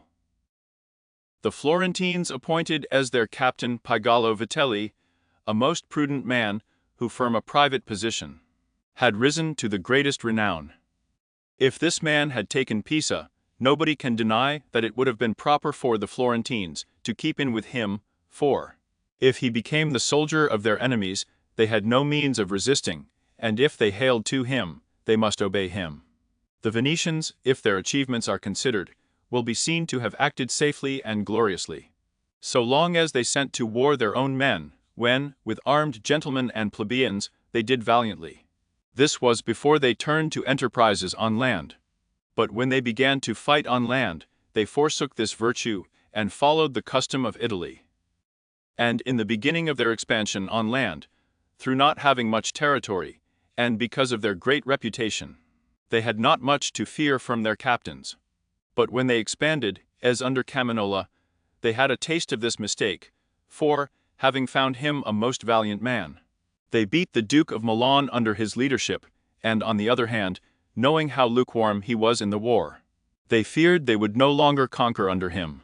And for this reason they were not willing, nor were they able, to let him go. And so, not to lose again that which they had acquired, they were compelled, in order to secure themselves, to murder him. They had afterwards for their captains Bartolomeo de Bergamo, Roberto de San Severino, the Count of Pitigliano, and the like. under whom they had a dread loss and not gain, as happened afterwards at Villa, where in one battle they lost that which in 800 years they had acquired with so much trouble. Because from such arms conquests come but slowly, long delayed and inconsiderable, but the losses sudden and portentous. And as with these examples I have reached Italy, which has been ruled for many years by mercenaries, I wish to discuss them more seriously, in order that, having seen their rise and progress, one may be better prepared to counteract them. You must understand that the empire has recently come to be repudiated in Italy, that the Pope has acquired more temporal power, and that Italy has been divided into more states, for the reason that many of these great cities took up arms against their nobles, who, formerly favoured by the emperor, were oppressing them, whilst the church was favouring them so as to gain authority and temporal power. In many others their citizens became princes. From this it came to pass that Italy fell partly into the hands of the church and of republics, and the church consisting of priests, and the republic of citizens unaccustomed to arms, both commenced to enlist foreigners. The first who gave renown to this soldiery was Elborigio de Conio, the Romanian. From the school of this man sprang, among others, Braccio and Sforza, who in their own time were the arbiters of Italy. After these came all the other captains who till now have directed the arms of Italy. And the end of all their valor has been that she has been overrun by Charles, robbed by Louis, ravaged by Ferdinand, and insulted by the Switzers. The principle that has guided them has been, first, to lower the credit of infantry, so that they might increase their own. They did this because, subsisting on their pay and without territory, they were unable to support many soldiers, and a few infantry did not give them any authority. So they were led to employ cavalry, with a moderate force of which they were maintained and honored. And affairs were brought to such a pass that in an army of 20 soldiers there were not to be found 2,000 foot soldiers. They had, besides this, used every art to lessen fatigue and danger to themselves and their soldiers, not killing in the fray, but taking prisoners and liberating without ransom. They did not attack towns at night, nor did the garrisons of the towns attack encampments at night.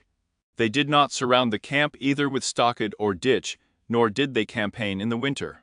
All these things were permitted by their military rules, and devised by them to avoid, as I have said, both fatigue and dangers. Thus they have brought Italy to slavery and contempt.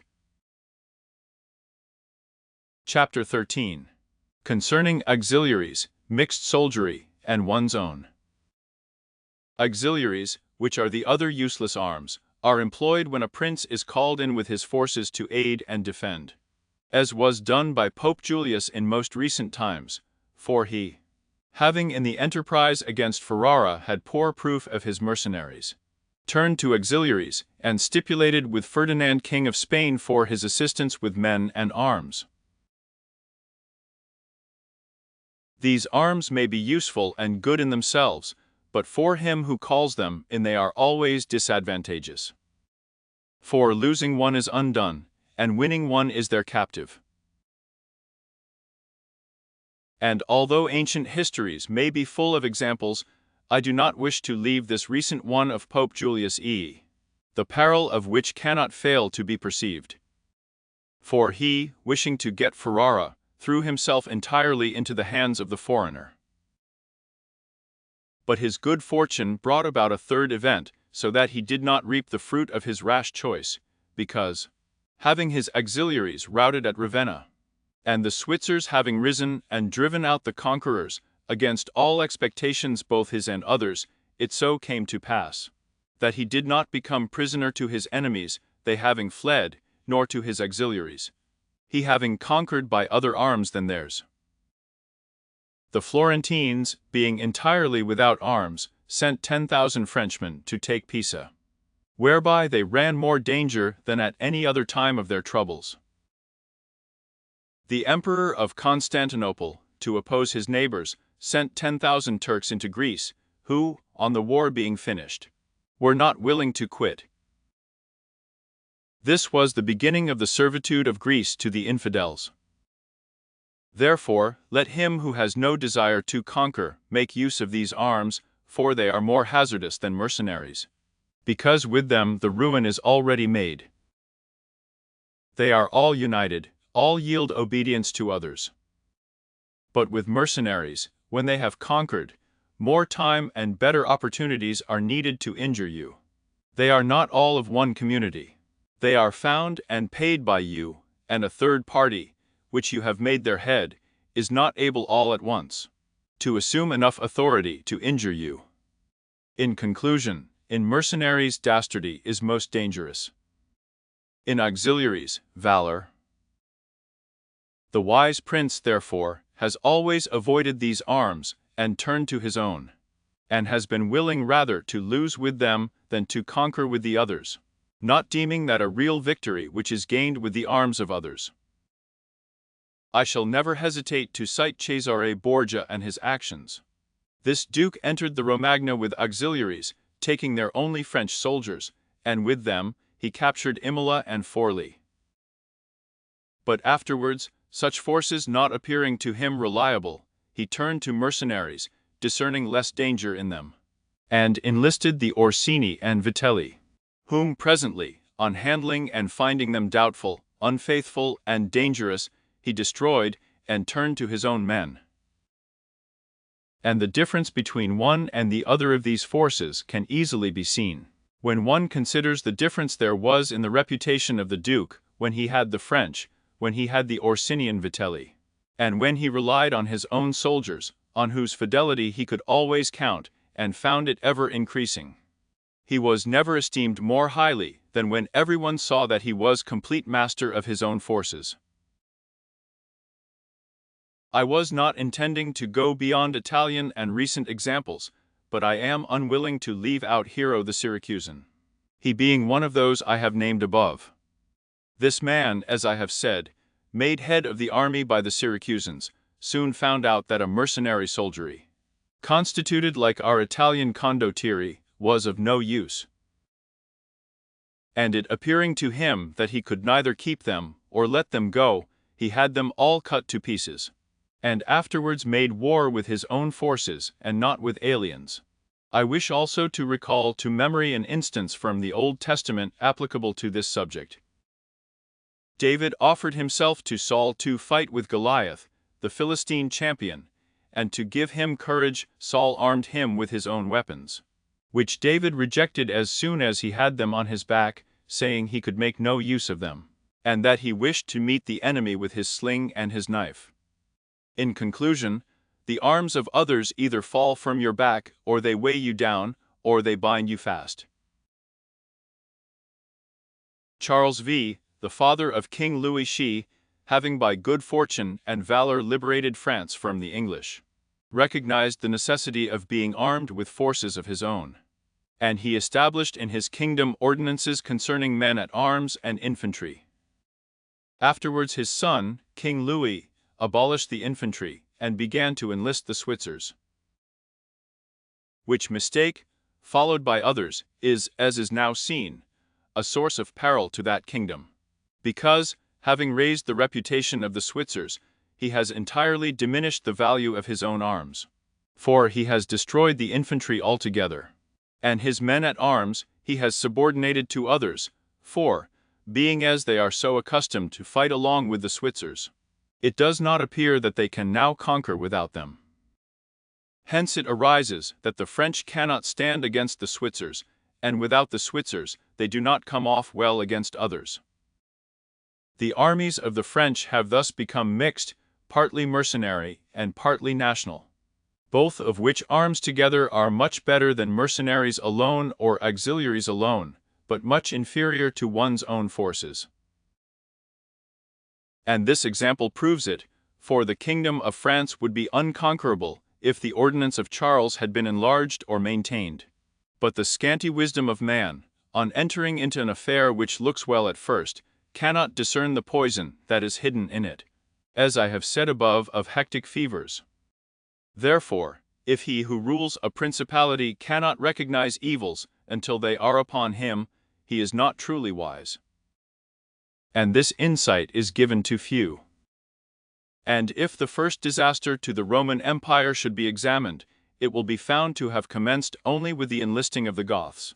Because from that time the vigor of the Roman Empire began to decline, and all that valor which had raised it passed away to others. I conclude, therefore, that no principality is secure without having its own forces. On the contrary, it is entirely dependent on good fortune, not having the valor which in adversity would defend it. And it has always been the opinion and judgment of wise men that nothing can be so uncertain or unstable as fame or power, not founded on its own strength. And one's own forces are those which are composed either of subjects, citizens, or dependents. All others are mercenaries or auxiliaries. And the way to make ready one's own forces will be easily found if the rules suggested by me shall be reflected upon, and if one will consider how Philip, the father of Alexander the Great, and many republics and princes have armed and organized themselves, to which rules I entirely commit myself. Chapter 14. That which concerns a prince on the subject of the art of war. A prince ought to have no other aim or thought, nor select anything else for his study, than war and its rules and discipline. For this is the sole art that belongs to him who rules, and it is of such force that it not only upholds those who are born princes, but it often enables men to rise from a private station to that rank. And, on the contrary, it is seen that when princes have thought more of ease than of arms, they have lost their states. And the first cause of your losing it is to neglect this art. And what enables you to acquire a state is to be master of the art. Francesco Sforza, through being marshal, from a private person became Duke of Milan, and his sons, through avoiding the hardships and troubles of arms, from dukes became private persons. For, among other evils which being unarmed brings you, it causes you to be despised. And this is one of those ignominies against which a prince ought to guard himself, as is shown later on. Because there is nothing proportionate between the armed and the unarmed, and it is not reasonable that he who is armed should yield obedience willingly to him who is unarmed, or that the unarmed man should be secure amongst armed servants. Because there being in the one disdain and in the other suspicion, it is not possible for them to work well together. And therefore, a prince who does not understand the art of war, over and above the other misfortunes already mentioned, cannot be respected by his soldiers, nor can he rely on them. He ought never, therefore, to have out of his thoughts this subject of war, and in peace he should addict himself more to its exercise than in war. This he can do in two ways, the one by action, the other by study. As regards action, he ought above all things to keep his men well organized and drilled, to follow incessantly the chase, by which he accustoms his body to hardships and learns something of the nature of localities, and gets to find out how the mountains rise, how the valleys open out, how the plains lie, and to understand the nature of rivers and marshes. And in all this to take the greatest care. Which knowledge is useful in two ways. Firstly, he understands to know his country, and is better able to understand its defense. Afterwards, by means of the knowledge and observation of that locality, he understands with ease any other which it may be necessary for him to study hereafter. And because the hills, valleys, and plains and rivers and marshes that are, for instance, in Tuscany, have a certain resemblance to those of other countries, so that with a knowledge of the aspect of one country, one can easily arrive at a knowledge of others. And the prince that lacks this skill lacks the essential which it is desirable that a captain should possess. For it teaches him to surprise his enemy, to select quarters, to lead armies, to array the battle, to besiege towns to advantage. Philopoemen, prince of the Achaeans, among other praises which writers have bestowed on him, is commended because in times of peace he never had anything in his mind but the rules of war. And when he was in the country with friends, he often stopped and reasoned with them. If the enemy should be upon that hill, and we should find ourselves here with our army, with whom would be the advantage? How should one best advance to meet him, keeping the ranks? If he should wish to retreat, how ought we to pursue? And he would set forth to them, as he went, all the chances that could befall an army. He would listen to their opinions and state his, confirming it with reasons, so that by these continual discussions there could never arise in time of war any unexpected circumstances that he could not deal with. But to exercise the intellect, the prince should read histories and study the actions of illustrious men, to see how they have borne themselves in war, to examine the causes of their victories and defeat, so as to avoid the latter and imitate the former, and above all do as an illustrious man did, who took as an exemplar one who has been praised and famous before him, and whose achievements and deeds he always kept in his mind. As it is said, Alexander the Great imitated Achilles, Caesar Alexander Scipio Cyrus. And whoever reads the life of Cyrus, written by Xenophon, will recognize afterwards in the life of Scipio how that imitation was his glory, and how in chastity, affability, humanity, and liberality Scipio conformed to those things which had been written of Cyrus by Xenophon. A wise prince ought to observe some such rules, and never in peaceful times stand idle, but increase his resources with industry, in such a way that they may be available to him in adversity, so that if fortune chances it may find him prepared to resist her blows. Chapter 15. Concerning things for which men, and especially princes, are praised or blamed. It remains now to see what ought to be the rules of conduct for a prince towards subject and friends. And as I know that many have written on this point, I expect I shall be considered presumptuous in mentioning it again, especially as in discussing it I shall depart from the methods of other people. But it being my intention to write a thing which shall be useful to him who apprehends it, it appears to me more appropriate to follow up the real truth of the matter than the imagination of it. For many have pictured republics and principalities, which in fact have never been known or seen, because how one lives is so far distant from how one ought to live that he who neglects what is done for what ought to be done, sooner affects his ruin than his preservation. For a man who wishes to act entirely up to his profession's virtue soon meets with what destroys him among so much that is evil. Hence it is necessary for a prince wishing to hold his own to know how to do wrong, and how to make use of it or not, according to necessity. Therefore, putting on one side imaginary things concerning a prince, and discussing those which are real, I say that all men, when they are spoken of, and chiefly princes for being more highly placed, are remarkable for some of those qualities which bring them either blame or praise. And thus it is that one is reputed liberal, another miserly, using a Tuscan term, because an avaricious person in our language is still he who desires to possess by robbery, whilst we call one miserly who deprives himself too much of the use of his own. One is reputed generous, one rapacious, one cruel, one compassionate, one faithless, another faithful, one effeminate and cowardly, another bold and brave, one affable, another haughty, one lascivious, another chaste, one sincere, another cunning, one hard, another easy, one grave, another frivolous, one religious, another unbelieving, and the like. And I know that everyone will confess that it would be most praiseworthy in a prince to exhibit all the above qualities that are considered good, but because they can neither be entirely possessed nor observed, for human conditions do not permit it, it is necessary for him to be sufficiently prudent, that he may know how to avoid the reproach of those vices which could lose him his state, and also to keep himself, if it be possible, from those which would not lose him it. But this not being possible, he may, with less hesitation, abandon himself to them.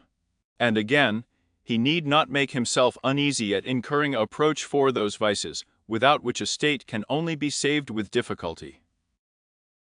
For if everything is considered carefully, it will be found that something which looks like virtue, if followed, would be his ruin, whilst something else which looks like vice, yet followed, brings him security and prosperity. Chapter 16 concerning liberality and meanness, commencing, then, with the first of the above named characteristics. I say that it would be well to be reputed liberal. Nevertheless, liberality exercised in a way that does not bring you the reputation, for it injures you. For if one exercises it honestly, and as it should be exercised, it may not become known, and you will not avoid the reproach of its opposite. Therefore, anyone wishing to maintain among men the name of liberal is obliged to avoid no attribute of magnificence, so that a prince thus inclined will consume in such acts all his property, and will be compelled in the end, if he wish to maintain the name of liberal, to unduly weigh down his people and tax them, and do everything he can to get money. This will soon make him odious to his subjects, and becoming poor, he will be little valued by anyone. Thus, with his liberality, having offended many and rewarded few, he is affected by the very first trouble, and imperiled by whatever may be the first danger. Recognizing this himself, and wishing to draw back from it, he runs at once into the reproach of being miserly. Therefore, a prince, not being able to exercise this virtue of liberality in such a way that it is recognized, except to his cost, if he is wise, ought not to fear the reputation of being mean. For in time he will come to be more considered than if liberal, seeing that with his economy his revenues are enough, that he can defend himself against all attacks, and is able to engage in enterprises without burdening his people. Thus it comes to pass that he exercises liberality towards all from whom he does not take, who are numberless, and meanness towards those to whom he does not give, who are few. We have not seen great things done in our time, except by those who have been considered mean. The rest have failed. Pope Julius was assisted in reaching the papacy by a reputation for liberality. Yet he did not strive afterwards to keep it up when he made war on the King of France. And he made many wars without imposing any extraordinary tax on his subjects, for he supplied his additional expenses out of his long thriftiness. The present King of Spain would not have undertaken or conquered in so many enterprises if he had been reputed liberal. A prince, therefore, provided that he has not to rob his subjects, that he can defend himself, that he does not become poor and abject, that he is not forced to become rapacious, ought to hold of little account a reputation for being mean. For it is one of those vices which will enable him to govern. And if any one should say Caesar obtained empire by liberality, and many others have reached the highest positions by having been liberal, and by being considered so, I answer, either you are a prince in fact, or in a way to become one. In the first case, this liberality is dangerous. In the second, it is very necessary to be considered liberal. And Caesar was one of those who wished to become preeminent in Rome. But if he had survived after becoming so, and had not moderated his expenses, he would have destroyed his government. And if any one should reply, many have been princes, and have done great things with armies, who have been considered very liberal, I reply, either a prince spends that which is his own or his subjects, or else that of others.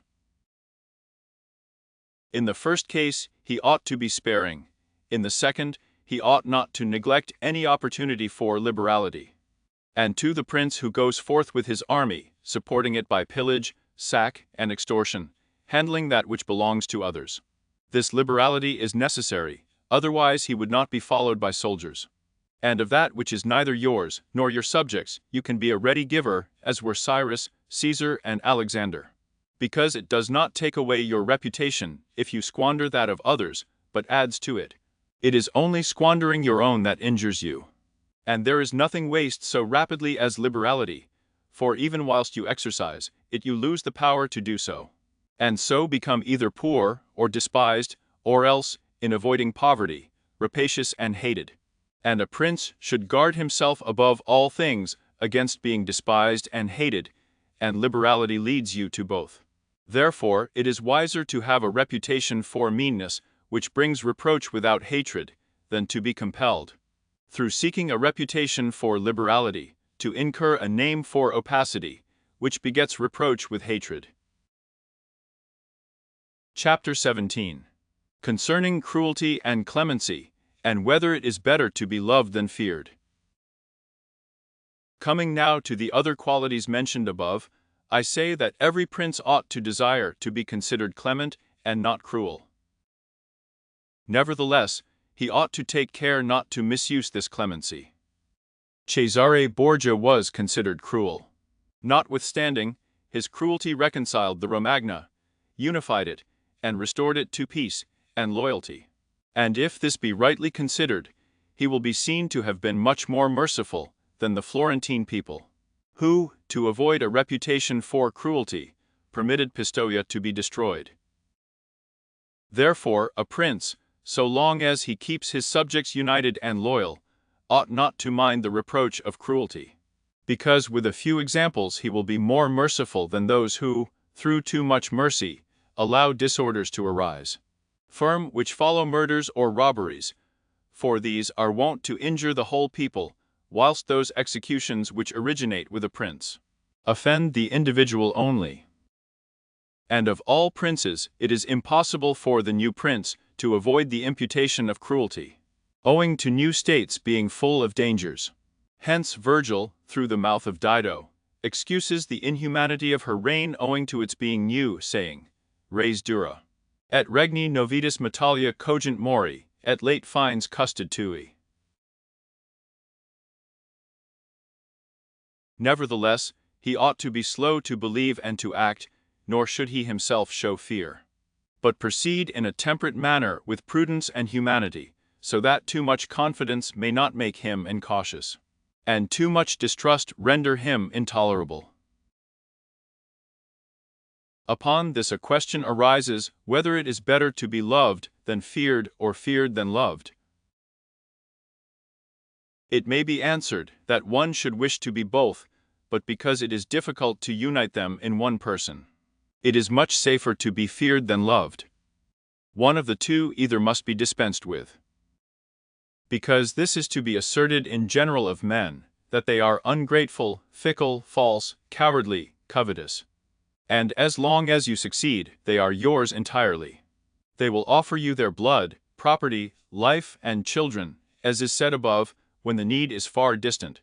But when it approaches, they turn against you.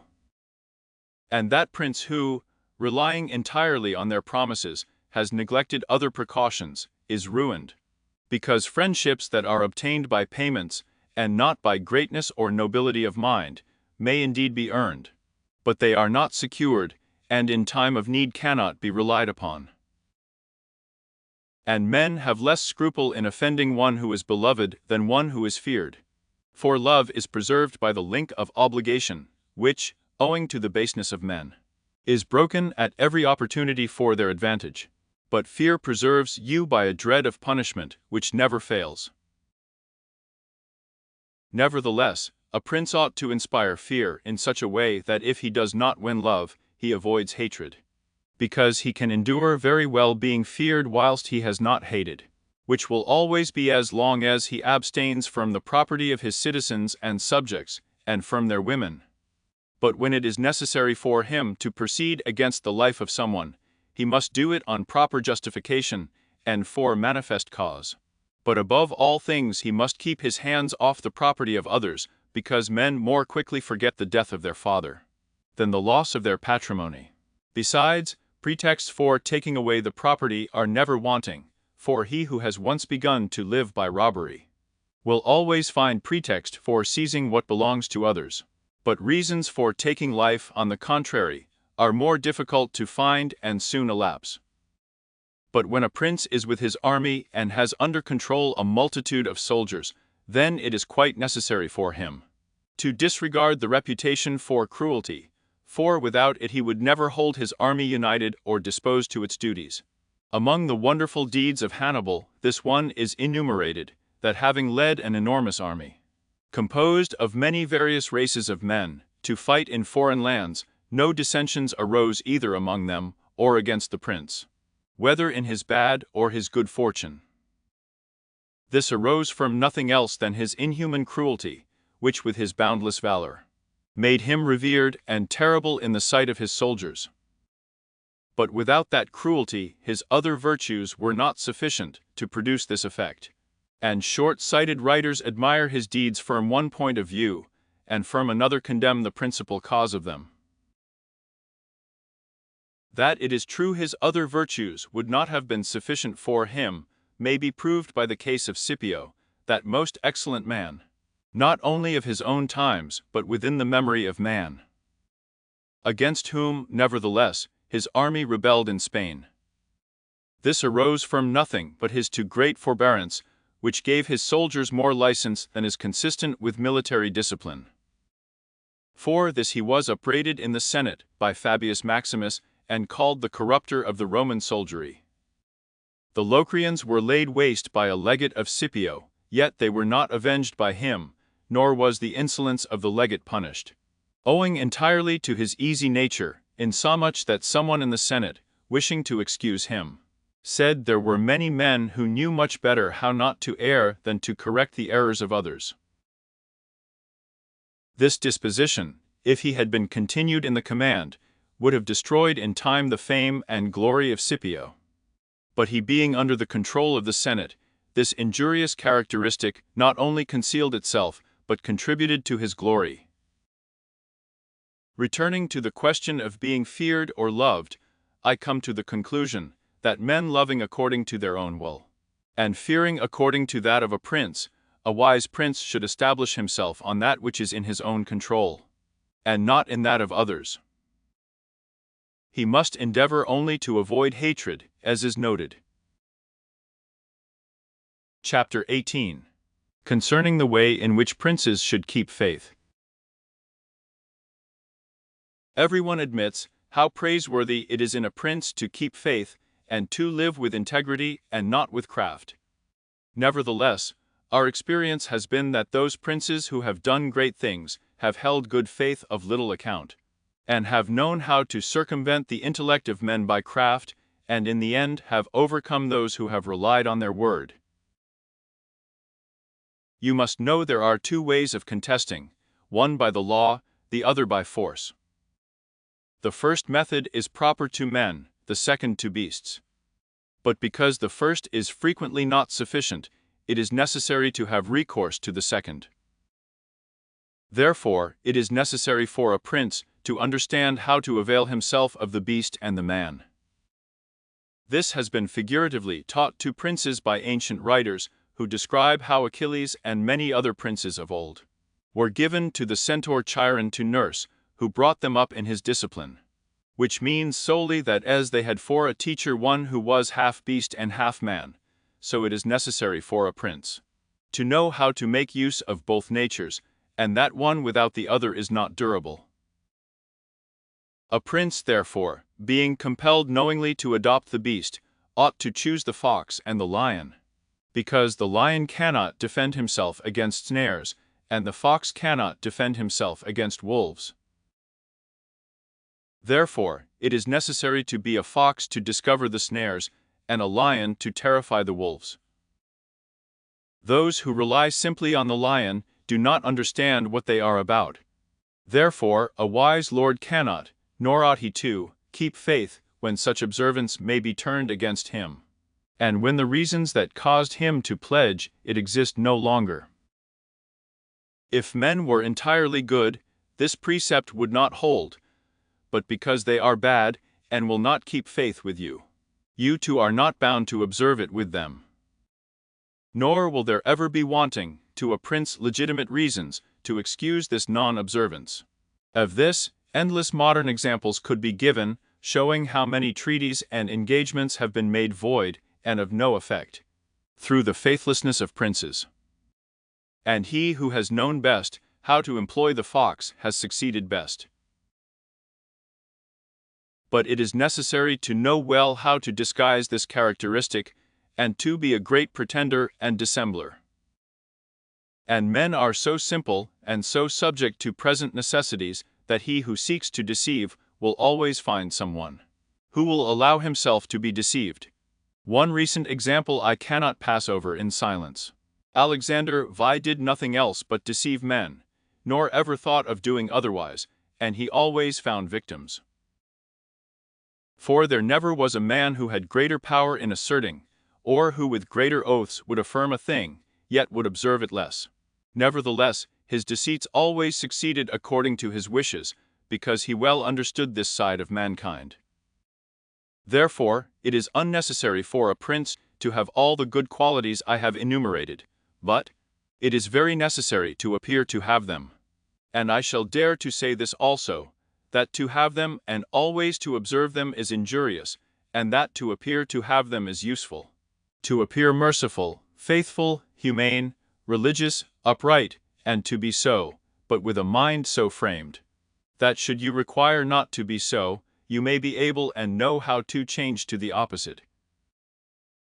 And you have to understand this, that a prince, especially a new one, cannot observe all those things for which men are esteemed, being often forced, in order to maintain the state, to act contrary to fidelity, friendship, humanity, and religion. Therefore, it is necessary for him to have a mind ready to turn itself accordingly as the winds and variations of fortune force it. Yet, as I have said above, not to diverge from the good if he can avoid doing so, but if compelled, then to know how to set about it. For this reason, a prince ought to take care that he never lets anything slip from his lips that is not replete with the above-named 5 qualities, that he may appear to him who sees and hears him altogether merciful, faithful, humane, upright, and religious. There is nothing more necessary to appear to have than this last quality, inasmuch as men judge generally more by the eye than by the hand, because it belongs to everybody to see you, to few to come in touch with you. Everyone sees what you appear to be. Few really know what you are, and those few dare not oppose themselves to the opinion of the many, who have the majesty of the state to defend them. And in the actions of all men, and especially of princes, which it is not prudent to challenge, one judges by the result. For that reason, let a prince have the credit of conquering and holding his state, the means will always be considered honest, and he will be praised by everybody. Because the vulgar are always taken by what a thing seems to be and by what comes of it. And in the world there are only the vulgar. For the few find a place there only when the many have no ground to rest on. One prince of the present time, whom it is not well to name, never preaches anything else but peace and good faith. And to both he is most hostile, and either, if he had kept it, would have deprived him of reputation and kingdom many a time. Chapter 19. That one should avoid being despised and hated now, concerning the characteristics of which mention is made above. I have spoken of the more important ones. The others I wish to discuss briefly under this generality, that the prince must consider, as has been in part said before, how to avoid those things which will make him hated or contemptible.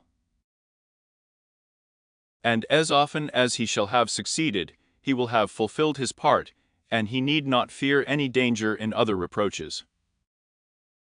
It makes him hated, above all things, as I have said, to be rapacious, and to be a violator of the property and women of his subjects, from both of which he must abstain. And when neither their property nor their honor is touched, the majority of men live content, and he has only to contend with the ambition of a few, whom he can curb with ease in many ways. It makes him contemptible to be considered fickle, frivolous, effeminate, mean-spirited, irresolute, from all of which a prince should guard himself as from a rock. And he should endeavor to show in his actions greatness, courage, gravity, and fortitude.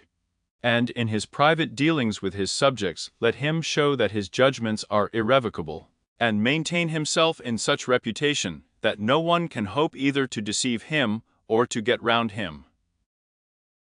That prince is highly esteemed who conveys this impression of himself, and he who is highly esteemed is not easily conspired against. For, provided it is well known that he is an excellent man and revered by his people, he can only be attacked with difficulty.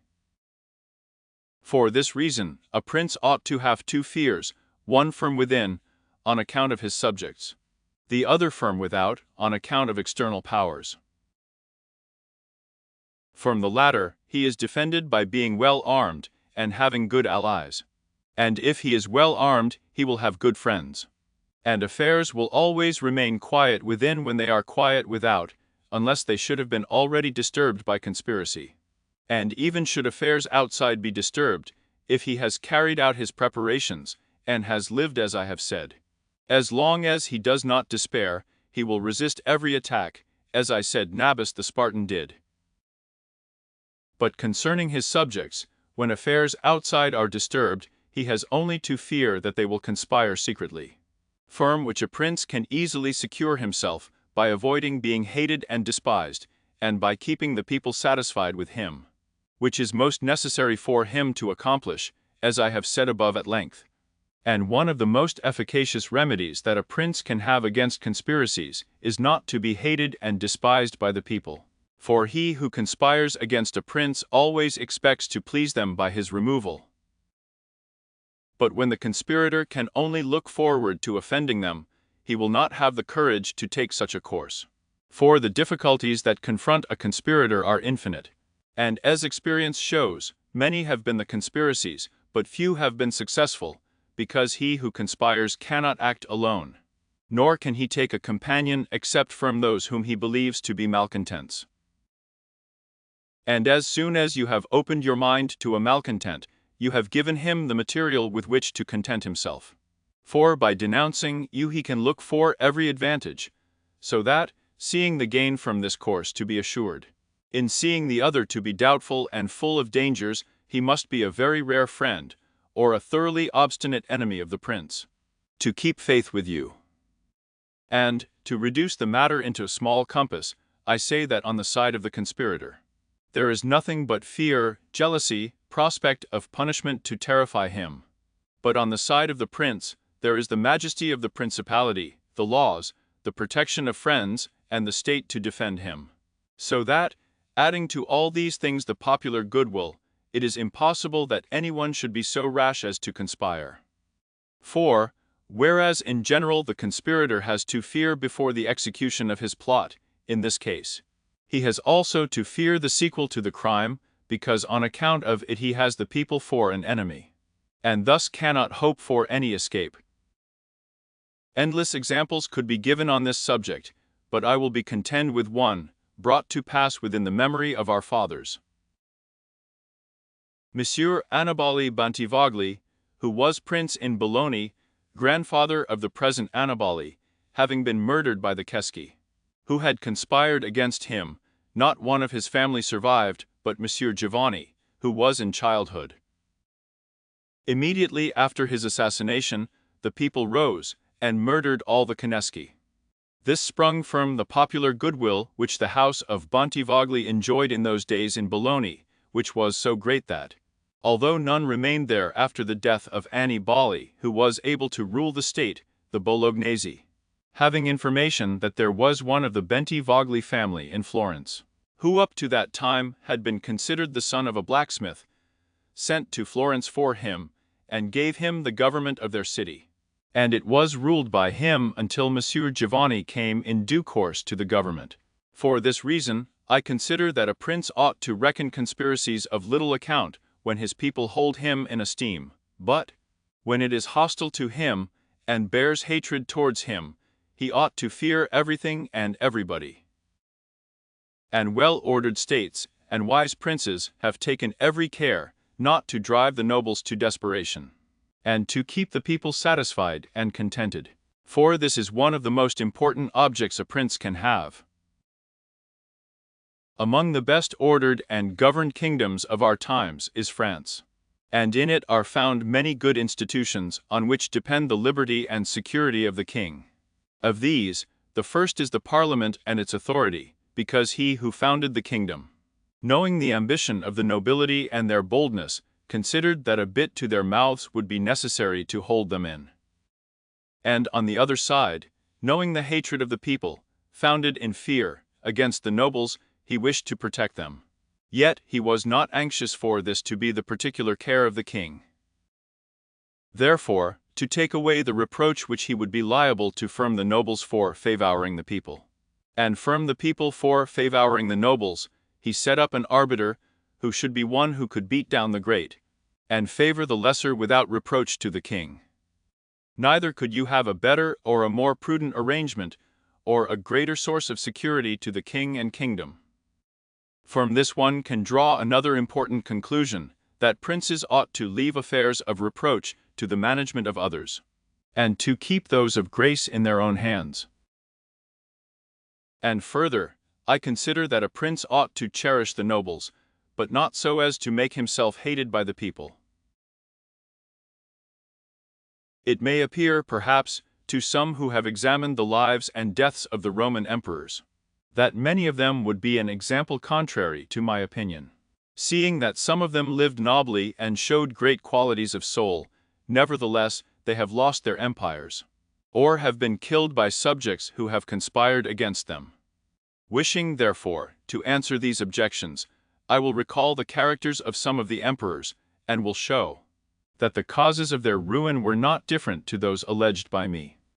At the same time, I will only submit for consideration those things that are noteworthy to him who studies the affairs of those times. It seems to me sufficient to take all those emperors who succeeded to the empire from Marcus the philosopher down to Maximinus. They were Marcus and his son Commodus, Pertinax, Julian, Severus, and his son Antoninus Caracalla, Macrinus, Heliogabalus, Alexander, and Maximinus.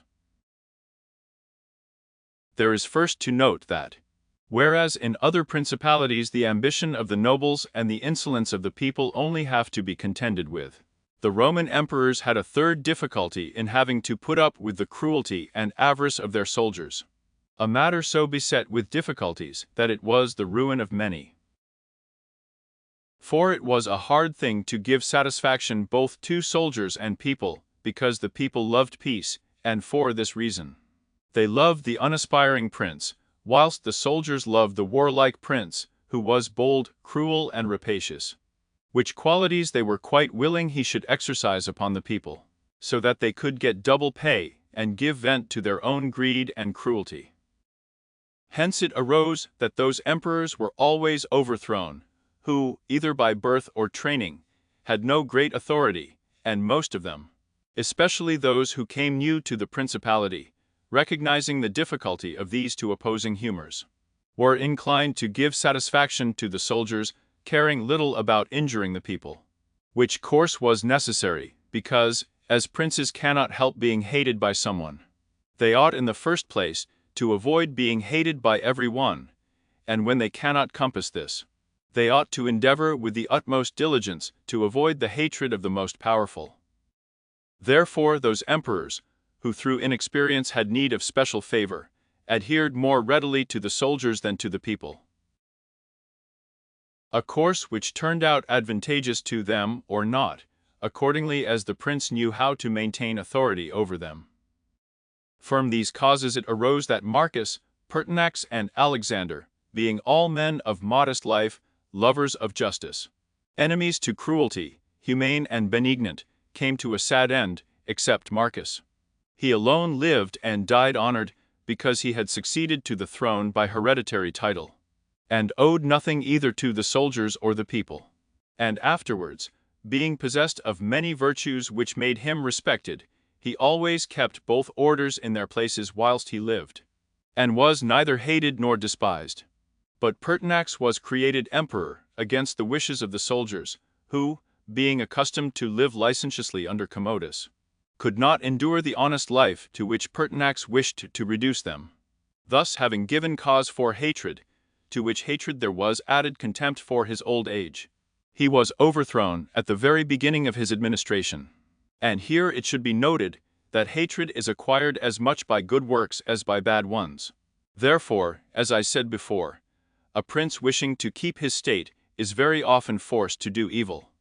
For when that body is corrupt whom you think you have need of to maintain yourself, it may be either the people or the soldiers or the nobles, you have to submit to its humors and to gratify them, and then good works will do you harm. But let us come to Alexander, who was a man of such great goodness, that among the other praises which had recorded him is this: that in the 14 years he held the empire, no one was ever put to death by him unjudged. Nevertheless, being considered effeminate, and a man who allowed himself to be governed by his mother, he became despised. The army conspired against him and murdered him. Turning now to the opposite characters of Commodus, Severus, Antoninus Caracalla, and Maximinus. You will find them all cruel and rapacious men, who, to satisfy their soldiers, did not hesitate to commit every kind of iniquity against the people. And all, except Severus, came to a bad end. But in Severus there was so much valor that, keeping the soldiers friendly, although the people were oppressed by him, he reigned successfully. For his valor made him so much admired in the sight of the soldiers and the people, that the latter were kept in a way astonished and awed, and the former respectful and satisfied. And because the actions of this man as a new prince were great, I wish to show briefly that he knew well how to counterfeit the fox and the lion, which natures, as I said above, it is necessary for a prince to imitate. Knowing the sloth of the Emperor Julian, he persuaded the army and Sclavonia, of which he was captain, that it would be right to go to Rome and avenge the death of Pertinax, who had been killed by the Praetorian soldiers. And under this pretext, without appearing to aspire to the throne, he moved the army on Rome, and reached Italy before it was known that he had started. On his arrival at Rome, the Senate, through fear, elected him emperor and killed Julian. After this there remained for Severus, who wished to make himself master of the whole empire, two difficulties. One in Asia, where Niger, head of the Asiatic army, had caused himself to be proclaimed emperor. The other in the west, where Albinus was, who also aspired to the throne. And as he considered it dangerous to declare himself hostile to both, he decided to attack Niger and to deceive Albinus. To the latter he wrote that, being elected emperor by the Senate, he was willing to share that dignity with him, and sent him the title of Caesar, and moreover, that the Senate had made Albinus his colleague, which things were accepted by Albinus as true. But after Severus had conquered and killed Niger, and settled Oriental affairs, he returned to Rome, and complained to the Senate, that Albinus, little recognizing the benefits that he had received from him, had by treachery sought to murder him, and for this ingratitude he was compelled to punish him. Afterwards he sought him out in France, and took from him his government and life. He who will therefore carefully examine the actions of this man will find him a most valiant lion and a most cunning fox. He will find him feared and respected by everyone, and not hated by the army. And it need not be wondered at that he, a new man, was able to hold the empire so well, because his supreme renown always protected him from that hatred which the people might have conceived against him for his violence. But his son Antoninus was a most eminent man, and had very excellent qualities, which made him admirable in the sight of the people and acceptable to the soldiers. For he was a warlike man, most enduring of fatigue, a despiser of all delicate food and other luxuries, which caused him to be beloved by the armies. Nevertheless, his ferocity and cruelties were so great, and so unheard of that after endless single murders, he killed a large number of the people of Rome and all those of Alexandria. He became hated by the whole world, and also feared by those he had around him, to such an extent, that he was murdered in the midst of his army by a centurion. And here it must be noted that such like deaths, which are deliberately inflicted with a resolved and desperate courage, cannot be avoided by princes, because anyone who does not fear to die can inflict them. But a prince may fear them the less because they are very rare. He has only to be careful not to do any grave injury to those whom he employs, or has around him in the service of the state. Antoninus had not taken this care, but had contumeliously killed a brother of that centurion, whom also he daily threatened. yet retained in his bodyguard. Which, as it turned out, was a rash thing to do, and proved the emperor's ruin. But let us come to Commodus, to whom it should have been very easy to hold the empire, for, being the son of Marcus, he had inherited it, and he had only to follow in the footsteps of his father to please his people and soldiers. But, being by nature cruel and brutal, he gave himself up to amusing the soldiers and corrupting them, so that he might indulge his rapacity upon the people.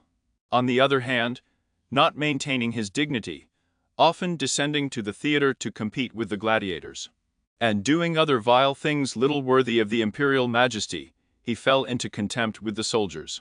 And being hated by one party and despised by the other, he was conspired against and was killed. It remains to discuss the character of Maximinus. He was a very warlike man, and the armies, being disgusted with the effeminacy of Alexander, of whom I have already spoken, killed him, and elected Maximinus to the throne. This he did not possess for long, for two things made him hated and despised. The one, his having kept sheep in Thrace, which brought him into contempt, it being well known to all, and considered a great indignity by everyone, and the other, his having at the accession to his dominions, deferred going to Rome and taking possession of the imperial seat. He had also gained a reputation for the utmost ferocity by having, through his prefects in Rome and elsewhere in the empire, practiced many cruelties, so that the whole world was moved to anger at the meanness of his birth, and to fear at his barbarity. First Africa rebelled, then the Senate with all the people of Rome, and all Italy conspired against him, to which may be added his own army. This latter, besieging Aquileia, and meeting with difficulties in taking it, were disgusted with his cruelties, and fearing him less when they found so many against him, murdered him. I do not wish to discuss Heliogabalus, Macrinus, or Julian, who, being thoroughly contemptible, were quickly wiped out, but I will bring this discourse to a conclusion by saying that princes in our times have this difficulty of giving inordinate satisfaction to their soldiers in a far less degree, because, notwithstanding one has to give them some indulgence, that is soon done. None of these princes have armies that are veterans in the governance and administration of provinces, as were the armies of the Roman Empire. And whereas it was then more necessary to give satisfaction to the soldiers than to the people, it is now more necessary to all princes, except the Turk and the Soldan, to satisfy the people rather than the soldiers, because the people are the more powerful. From the above, I have accepted the Turk, who always keeps round him 12,000 infantry and 15,000 cavalry, on which depend the security and strength of the kingdom, and it is necessary that, putting aside every consideration for the people, he should keep them his friends. The kingdom of the Soldan is similar. Being entirely in the hands of soldiers, it follows again that without regard to the people, he must keep them his friends. But you must note that the state of the Soldan is unlike all other principalities for the reason that it is like the Christian pontificate, which cannot be called either an hereditary or a newly formed principality, because the sons of the old prince are not the heirs, but he who is elected to that position by those who have authority, and the sons remain only noblemen. And this being an ancient custom, it cannot be called a new principality, because there are none of those difficulties in it that are met with in new ones. For although the prince is new, the constitution of the state is old, and it is framed so as to receive him as if he were its hereditary lord. But returning to the subject of our discourse, I say that whoever will consider it will acknowledge that either hatred or contempt has been fatal to the above-named emperors, and it will be recognized also how it happened that a number of them acting in one way, and a number in another, only one in each way came to a happy end, and the rest to unhappy ones. Because it would have been useless and dangerous for Pertinax and Alexander, being new princes, to imitate Marcus, who was heir to the principality. And likewise it would have been utterly destructive to Caracalla, Commodus, and Maximinus to have imitated Severus, they not having sufficient valor to enable them to tread in his footsteps. Therefore, a prince new to the principality cannot imitate the actions of Marcus, nor again is it necessary to follow those of Severus. But he ought to take from Severus those parts which are necessary to found his state, and from Marcus those which are proper and glorious, to keep a state that may already be stable and firm. Chapter 20. Are fortresses and many other things to which princes often resort, advantageous or hurtful?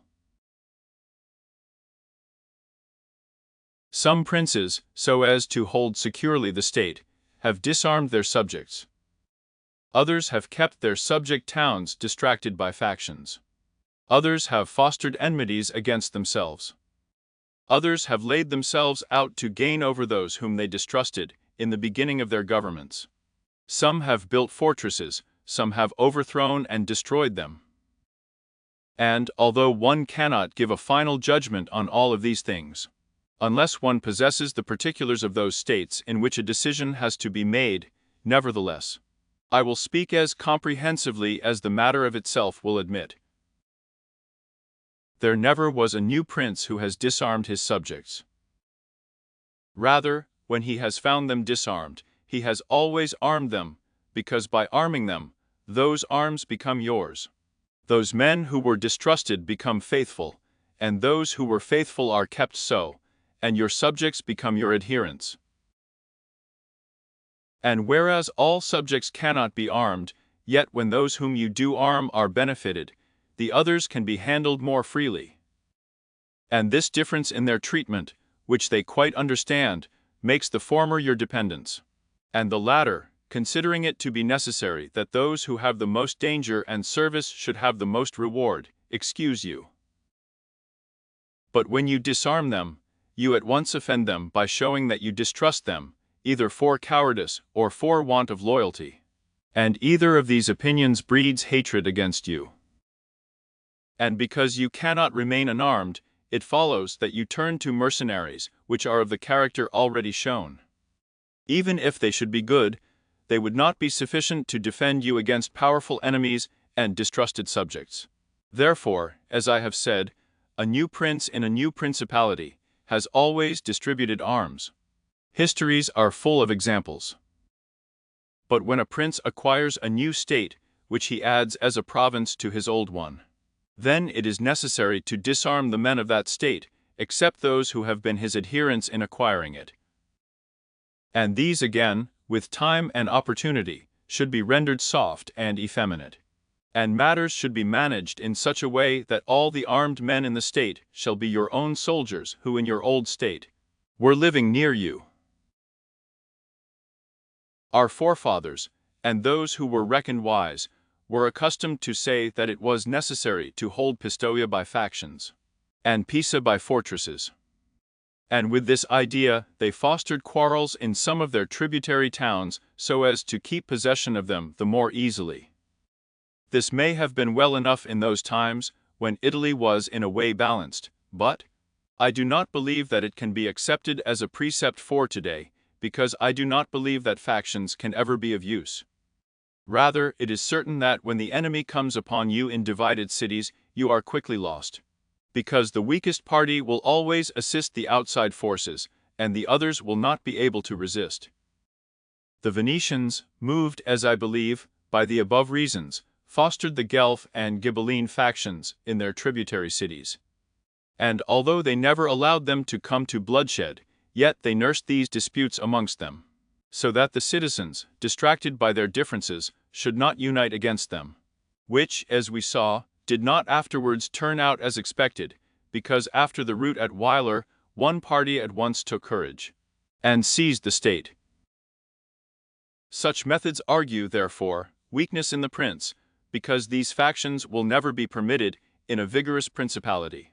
Such methods for enabling one the more easily to manage subjects are only useful in times of peace, but if war comes, this policy proves fallacious. Without doubt, princes become great when they overcome the difficulties and obstacles by which they are confronted, and therefore fortune, especially when she desires to make a new prince great, who has a greater necessity to earn renown than an hereditary one, causes enemies to arise and form designs against him, in order that he may have the opportunity of overcoming them, and by them to mount higher, as by a ladder which his enemies have raised. For this reason, many consider that a wise prince, when he has the opportunity, ought with craft to foster some animosity against himself, so that, having crushed it, his renown may rise higher. Princes, especially new ones, have found more fidelity and assistance in those men who in the beginning of their rule were distrusted, than among those who in the beginning were trusted. Pandolfo Petrucci, Prince of Siena, ruled his state more by those who had been distrusted than by others. But on this question one cannot speak generally, for it varies so much with the individual. I will only say this, that men who at the commencement of a princedom have been hostile, if they are of a description to need assistance to support themselves, can always be gained over with the greatest ease, and they will be tightly held to serve the prince with fidelity, inasmuch as they know it to be very necessary for them to cancel, by deeds, the bad impression which he had formed of them. And thus the prince always extracts more profit from them than from those who, serving him in too much security, may neglect his affairs.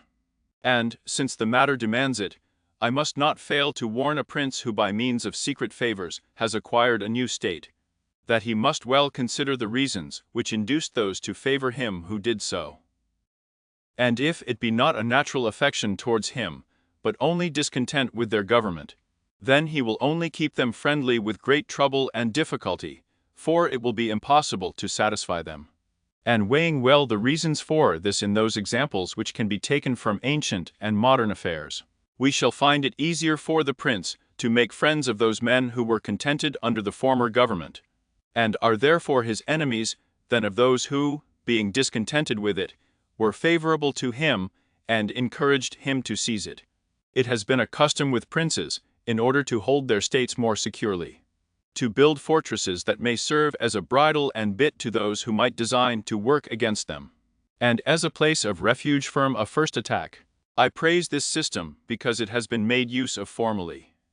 Notwithstanding that, Monsieur Niccolo Vitelli in our times has been seen to demolish two fortresses in Città di Castello, so that he might keep that state. Guido Ubaldo, Duke of Urbino, on returning to his dominion, whence he had been driven by Cesare Borgia, razed to the foundations all the fortresses in that province, and considered that without them it would be more difficult to lose it. The Bontivogli, returning to Bologna, came to a similar decision. Fortresses, therefore, are useful or not according to circumstances.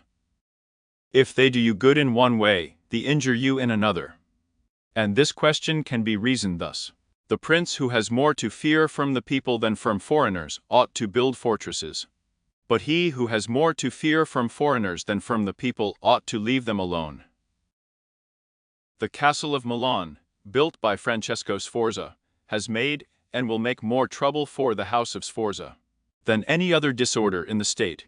For this reason, the best possible fortress is not to be hated by the people. Because although you may hold the fortresses, yet they will not save you if the people hate you. For there will never be wanting foreigners to assist the people who have taken arms against you. It has not been seen in our times that such fortresses have been of use to any prince, unless to the Countess of Foli, when the Count Girolamo, her consort, was killed. For by that means she was able to withstand the popular attack and wait for assistance from Milan, and thus recover her state. And the posture of affairs was such at that time that the foreigners could not assist the people. But fortresses were of little value to her afterwards, when Cesare Borgia attacked her, and when the people, her enemy, were allied with foreigners. Therefore it would have been safer for her, both then and before, not to have been hated by the people than to have had the fortresses. All these things considered, then, I shall praise him who builds fortresses, as well as him who does not, and I shall blame whoever, trusting in them, cares little about being hated by the people. Chapter 21. How a Prince should conduct himself so as to gain renown.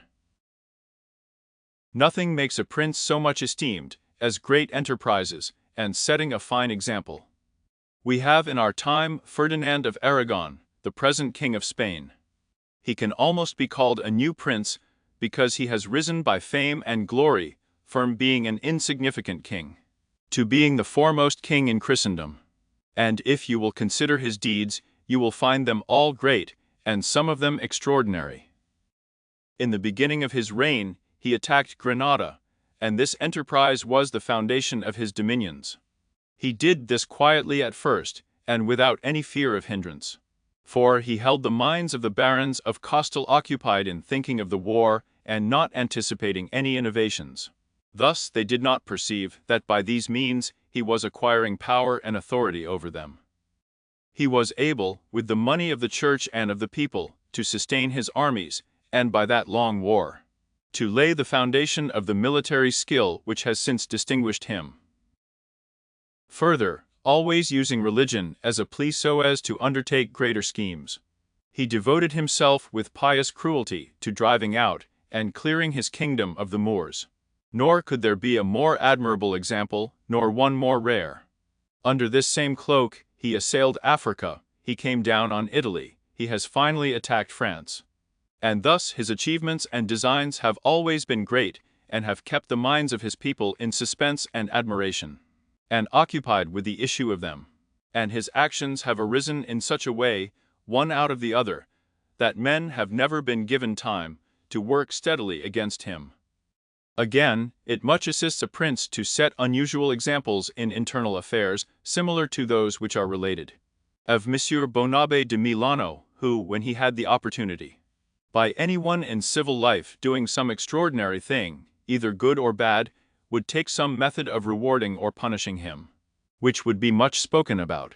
And a prince ought, above all things, to always endeavor in every action to gain for himself the reputation of being a great and remarkable man.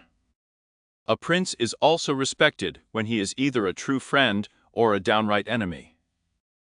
That is to say, when, without any reservation, he declares himself in favor of one party against the other, which course will always be more advantageous than standing neutral, because if two of your powerful neighbors come to blows, they're of such character that, if one of them conquers, you have either to fear him or not.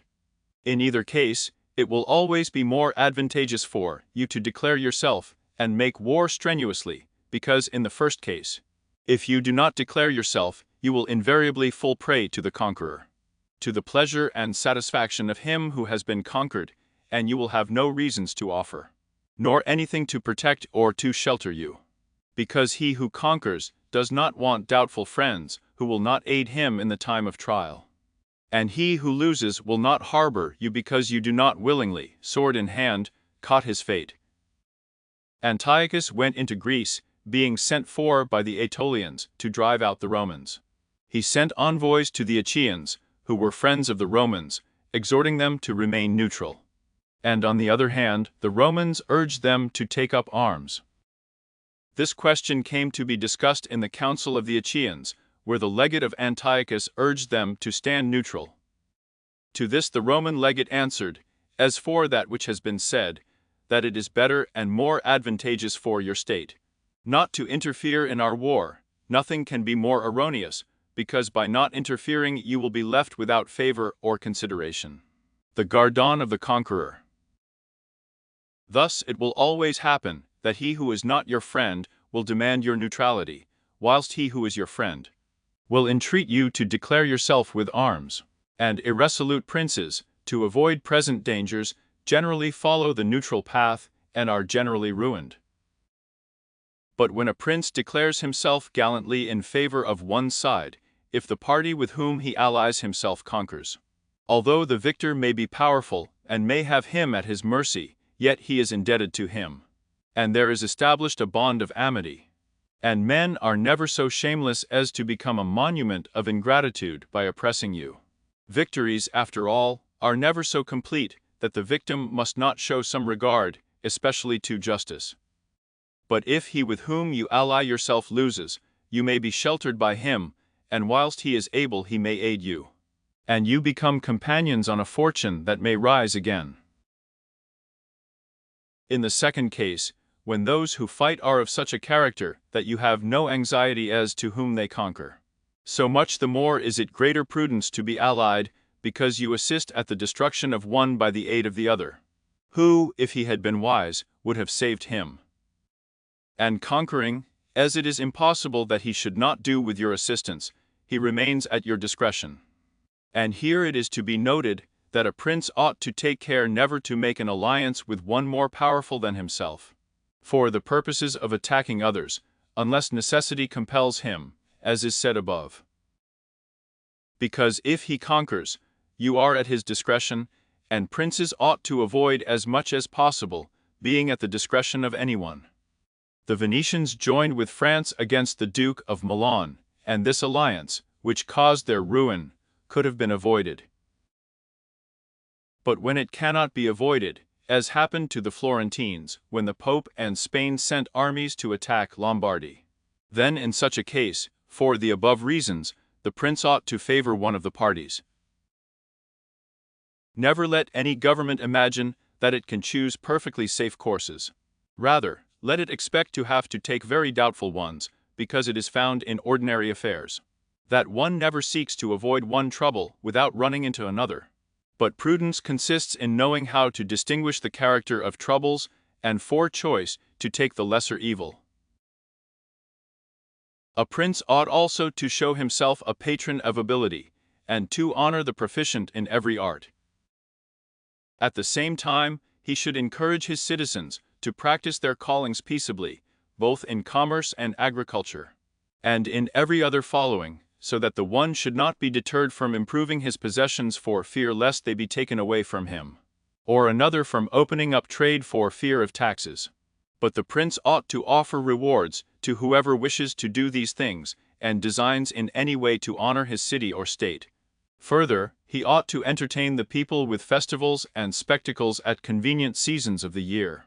And as every city is divided into guilds or into societies, he ought to hold such bodies in esteem, and associate with them sometimes, and show himself an example of courtesy and liberality, nevertheless always maintaining the majesty of his rank. For this he must never consent to abate in anything. Chapter 22. Concerning the secretaries of princes, the choice of servants is of no little importance to a prince, and they are good or not according to the discrimination of the prince. And the first opinion which one forms of a prince and of his understanding is by observing the men he has around him. And when they are capable and faithful, he may always be considered wise, because he has known how to recognize the capable, and to keep them faithful. But when they are otherwise, one cannot form a good opinion of him, for the prime error which he made was in choosing them. There were none who knew Messer Antonio de Venafro as the servant of Pandolfo Petrucci, Prince of Siena, who would not consider Pandolfo to be a very clever man in having Venafro for his servant, because there are three classes of intellects, one which comprehends by itself, another which appreciates what others comprehended, and a third which neither comprehends by itself, nor by the showing of others. The first is the most excellent, the second is good, the third is useless.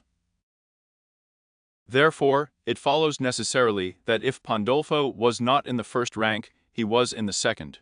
For whenever one has judgment to know good and bad when it is said and done, although he himself may not have the initiative, yet he can recognize the good and the bad in his servant, and the one he can praise, and the other correct. Thus, the servant cannot hope to deceive him, and is kept honest. But to enable a prince to form an opinion of his servant, there is one test which never fails. When you see the servant thinking more of his own interest than yours, and seeking inwardly his own profit in everything, such a man will never make a good servant, nor will you ever be able to trust him. Because he who has the state of another in his hands ought never to think of himself, but always of his prince, and never pay any attention to matters in which the prince is not concerned. On the other hand, to keep his servant honest, the prince ought to study him, inuring him, enriching him, doing him kindnesses, sharing with him the honors and cares. And at the same time, let him see that he cannot stand alone, so that many honours may not make him desire more.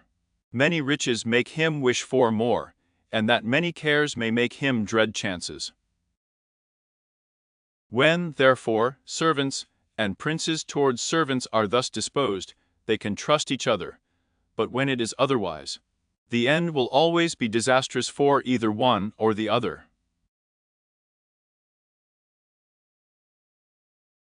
Chapter 23. How Flatterers Should Be Avoided.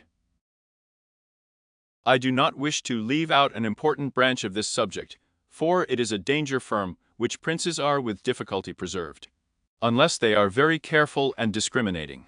It is that of flatterers, of whom courts are full, because men are so self-complacent in their own affairs, and in a way so deceived in them, that they are preserved with difficulty from this pest, and if they wish to defend themselves, they run the danger of falling into contempt, because there is no other way of guarding oneself from flatterers except letting men understand that to tell you the truth does not offend you. But when everyone may tell you the truth, respect for you abates. Therefore, a wise prince ought to hold a third course by choosing the wise men in his state, and giving to them only the liberty of speaking the truth to him, and then only of those things of which he inquires, and of none others. But he ought to question them upon everything, and listen to their opinions, and afterwards form his own conclusions. With these counselors, separately and collectively, he ought to carry himself in such a way that each of them should know that the more freely he shall speak, the more he shall be preferred. Outside of these, he should listen to no one, pursue the thing resolved on, and be steadfast in his resolutions. He who does otherwise is either overthrown by flatterers, or is so often changed by varying opinions that he falls into contempt. I wish on this subject to induce a modern example. Fra Luca, the man of affairs to Maximilian the present emperor, speaking of his majesty, said, he consulted with no one, yet never got his own way in anything. This arose because of his following a practice the opposite to the above. For the emperor is a secretive man. He does not communicate his designs to anyone, nor does he receive opinions on them. But as in carrying them into effect, they become revealed and known, they are at once obstructed by those men whom he has around him, and he, being pliant, is diverted from them. Hence it follows that those things he does one day he undoes the next, and no one ever understands what he wishes or intends to do, and no one can rely on his resolutions. A prince, therefore, ought always to take counsel, but only when he wishes, and not when others wish. He ought rather to discourage everyone from offering advice unless he asks it. But, however, he ought to be a constant inquirer, and afterwards a patient listener concerning the things of which he inquired. Also, on learning that anyone on any consideration has not told him the truth, he should let his anger be felt. And if there are some who think that a prince conveys an impression of his wisdom not through his own ability, but through the good advisers that he has around him, beyond doubt they are deceived, because this is an axiom which never fails, that a prince who is not wise himself will never take good advice, unless by chance he has yielded his affairs entirely to one person who happens to be a very prudent man. In this case, indeed, he may be well governed, but it would not be for long, because such a governor would in a short time take away his state from him. But if a prince who is not inexperienced should take counsel from more than one, he will never get united counsels, nor will he know how to unite them. Each of the counselors will think of his own interests, and the prince will not know how to control them or to see through them. And they are not to be found otherwise, because men will always prove untrue to you unless they are kept honest by constraint. Therefore it must be inferred that good counsels, whensoever they come, are born of the wisdom of the prince, and not the wisdom of the prince from good counsels. Chapter 24. Why the princes of Italy have lost their states. The previous suggestions, carefully observed, will enable a new prince to appear well established, and render him at once more secure and fixed in the state than if he had been long seated there. For the actions of a new prince are more narrowly observed than those of an hereditary one. And when they are seen to be able, they gain more men, and bind far tighter than ancient blood. Because men are attracted more by the present than by the past, and when they find the present good, they enjoy it, and seek no further. They will also make the utmost defense of a prince, if he fails them not in other things. Thus it will be a double glory for him to have established a new principality, and adorned and strengthened it with good laws, good arms, good allies, and with a good example. So it will be a double disgrace to him who, born a prince, shall lose his state by want of wisdom. And if those signers are considered who have lost their states in Italy in our times, such as the King of Naples, the Duke of Milan, and others, there will be found in them, firstly, one common defect in regard to arms from the causes which have been discussed at length. In the next place, some one of them will be seen either to have had the people hostile, or, if he has had the people friendly, he has not known how to secure the nobles. In the absence of these defects, states that have power enough to keep an army in the field cannot be lost. Philip of Macedon, not the father of Alexander the Great, but he who was conquered by Titus Quintius, had not much territory compared to the greatness of the Romans and of Greece who attacked him. Yet, being a warlike man who knew how to attract the people and secure the nobles, he sustained the war against his enemies for many years. And if in the end he lost the dominion of some cities, nevertheless he retained the kingdom. Therefore, do not let our princes accuse fortune for the loss of their principalities after so many years' possession, but rather their own sloth, because in quiet times they never thought there could be a change. It is a common defect in man not to make provision in the calm against the tempest. And when afterwards the bad times came, they thought of flight and not of defending themselves, and they hoped that the people, disgusted with the insolence of the conquerors, would recall them. This course, when others fail, may be good, but it is very bad to have neglected all other expedients for that, since you would never wish to fall because you trusted to be able to find someone later on to restore you. This, again, either does not happen, or, if it does, it will not be for your security, because that deliverance is of no avail, which does not depend upon yourself. Those only are reliable, certain, and durable that depend on yourself and your valor. Chapter 25. What fortune can effect in human affairs, and how to withstand her. It is not known to me how many men have had, and still have, the opinion that the affairs of the world are in such wise governed by fortune and by God that men with their wisdom cannot direct them, and that no one can even help them. And because of this they would have us believe that it is not necessary to labor much in affairs, but to let chance govern them. This opinion has been more credited in our times because of the great changes in affairs that have been seen, and may still be seen every day, beyond all human conjecture. Sometimes pondering over this, I am in some degree inclined to their opinion. Nevertheless, not to extinguish our free will, I hold it to be true that fortune is the arbiter of one half of our actions, but that she still leaves us to direct the other half, or perhaps a little less. I compare her to one of those raging rivers which, when in flood, overflows the plains, sweeping away trees and buildings, bearing away the soil from place to place. Everything flies before it, all yield to its violence, without being able in any way to withstand it. And yet, though its nature be such, it does not follow, therefore, that men, when the weather becomes fair, shall not make provision both with defenses and barriers, in such a manner that, rising again, the waters may pass away by canal, and their force be neither so unrestrained nor so dangerous. So it happens with fortune, who shows her power where valor has not prepared to resist her, and thither she turns her forces, where she knows that barriers and defenses have not been raised to constrain her.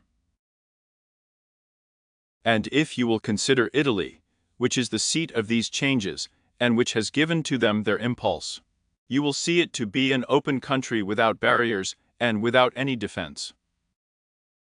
For if it had been defended by proper valor, as are Germany, Spain, and France, either this invasion would not have made the great changes it has made, or it would not have come at all. And this I consider enough to say concerning resistance to fortune in general. But confining myself more to the particular, I say that a prince may be seen happy today, and ruined tomorrow, without having shown any change of disposition or character. This, I believe, arises firstly from causes that have already been discussed at length, namely that the prince who relies entirely on fortune is lost when it changes. I believe also that he will be successful who directs his actions according to the spirit of the times, and that he whose actions do not accord with the times will not be successful.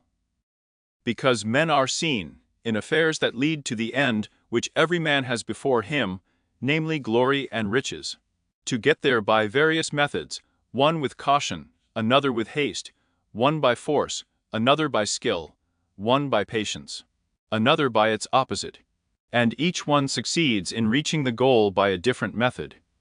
One can also see of two cautious men, the one attain his end, the other fail. And similarly, two men by different observances are equally successful, the one being cautious, the other impetuous. All this arises from nothing else than whether or not they conform in their methods to the spirit of the times. This follows from what I have said, that two men working differently bring about the same effect, and of two working similarly, one attains his object and the other does not. Changes in a state also issue from this, for if, to one who governs himself with caution and patience, times and affairs converge in such a way that his administration is successful, his fortune is made. But if times and affairs change, he is ruined if he does not change his course of action. But a man is not often found sufficiently circumspect to know how to accommodate himself to the change, both because he cannot deviate from what nature inclines him to do, and also because, having always prospered by acting in one way, he cannot be persuaded that it is well to leave it. And therefore the cautious man, when it is time to turn adventurous, does not know how to do it. Hence he is ruined. But had he changed his conduct with the times, fortune would not have changed. Pope Julius went to work impetuously in all his affairs, and found the times and circumstances conform so well to that line of action that he always met with success. Consider his first enterprise, against Bologna, Giovanni Bentivogli being still alive. The Venetians were not agreeable to it, nor was the King of Spain, and he had the enterprise still under discussion with the King of France. Nevertheless, he personally entered upon the expedition, with his accustomed boldness and energy, a move which made Spain and the Venetians standard resolute and passive, the latter from fear, the former from desire to recover the kingdom of Naples. On the other hand, he drew after him the King of France, because that king, having observed the movement, and desiring to make the Pope his friend, so as to humble the Venetians, found it impossible to refuse him. Therefore Julius, with his impetuous action, accomplished what no other pontiff with simple human wisdom could have done. For, if he had waited in Rome until he could get away, with his plans arranged and everything fixed, as any other pontiff would have done, he would never have succeeded, because the King of France would have made 1,000 excuses, and the others would have raised 1,000 fears. I will leave his other actions alone, as they were all alike, and they all succeeded. For the shortness of his life did not let him experience the contrary. But if circumstances had arisen which required him to go cautiously, his ruin would have followed, because he would never have deviated from those ways to which nature inclined him. I conclude, therefore, that fortune being changeful, and mankind steadfast in their ways, so long as the two are in agreement, men are successful, but unsuccessful when they fall out. For my part, I consider that it is better to be adventurous than cautious, because fortune is a woman, and if you wish to keep her under, it is necessary to beat and ill-use her. And it is seen that she allows herself to be mastered by the adventurous rather than by those who go to work more coldly. She is, therefore, always womanlike, a lover of young men, because they are less cautious, more violent, and with more audacity command her. Chapter 26. An exhortation to liberate Italy from the barbarians. Having carefully considered the subject of the above discourses, and wondering within myself whether the present times were propitious to a new prince, and whether they were elements that would give an opportunity to a wise and virtuous one to introduce a new order of things which would do honor to him and good to the people of his country, it appears to me that so many things concur to favor a new prince that I never knew a time more fit than the present.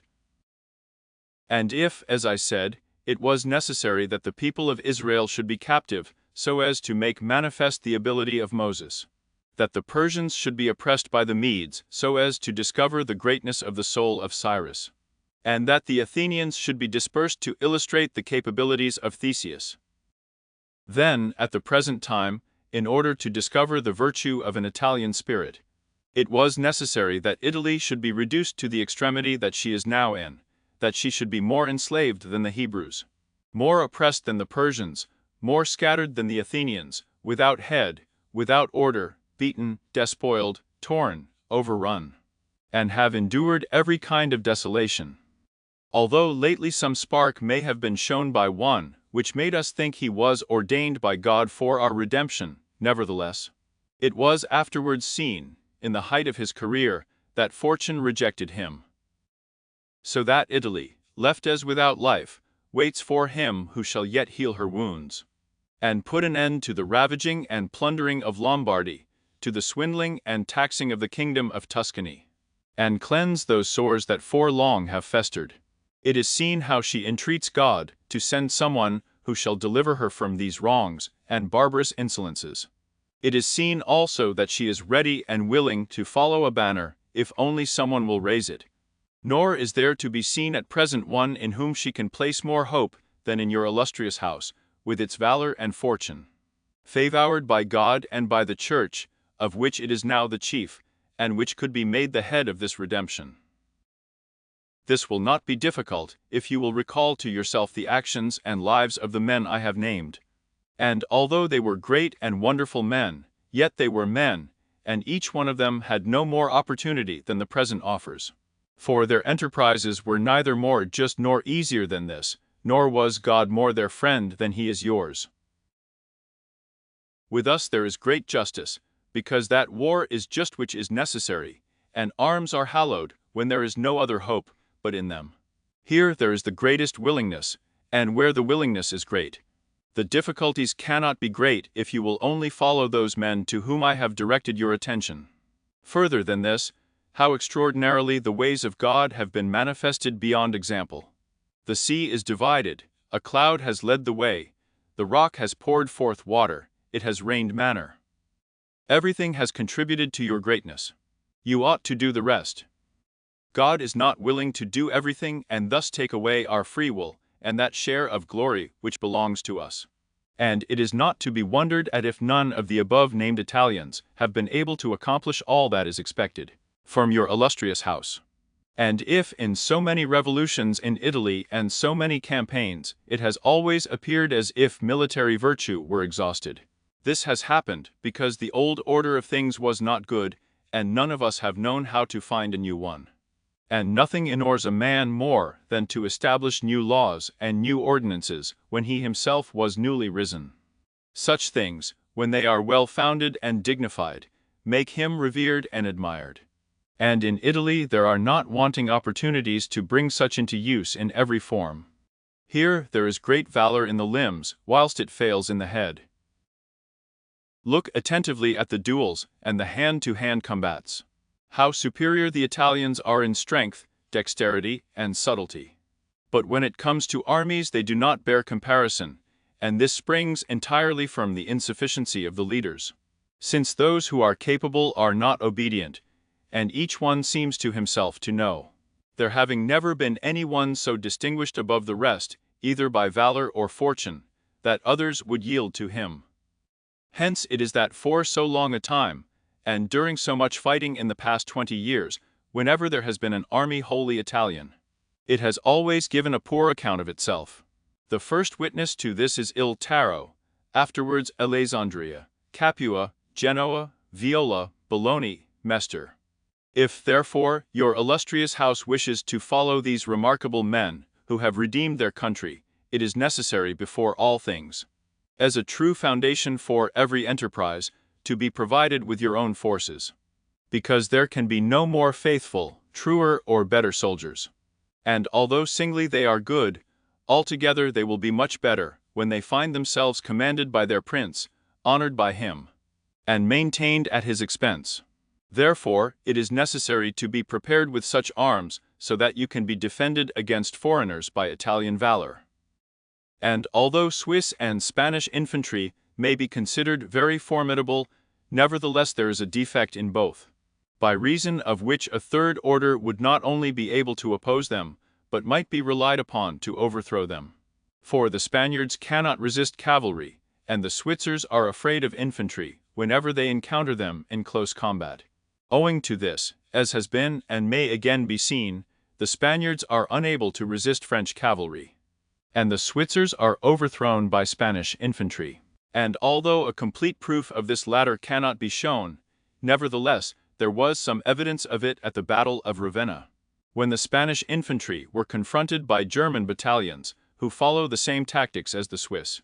When the Spaniards, by agility of body, and with the aid of their shields, got in under the pikes of the Germans, and stood out of danger, able to attack while the Germans stood helpless.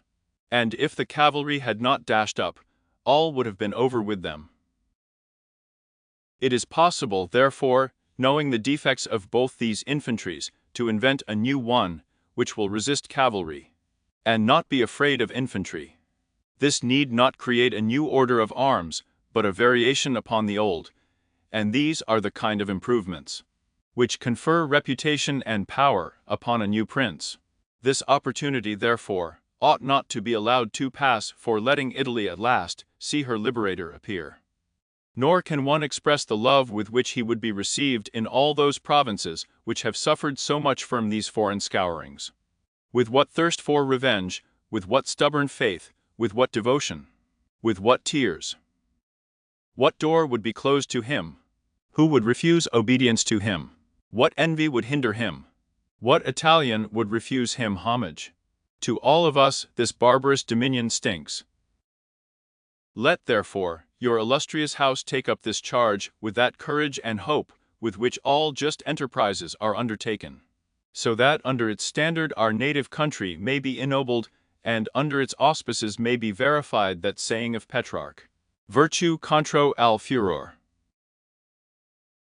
Prendere l'arme e fia il combat cordo. Se l'antico valor negli italici cur non e ancora morto. Virtue against fury shall advance the fight, and it in the combat soon shall put to flight. For the old Roman valor is not dead, nor in the Italians' breasts extinguished. Machiavelli,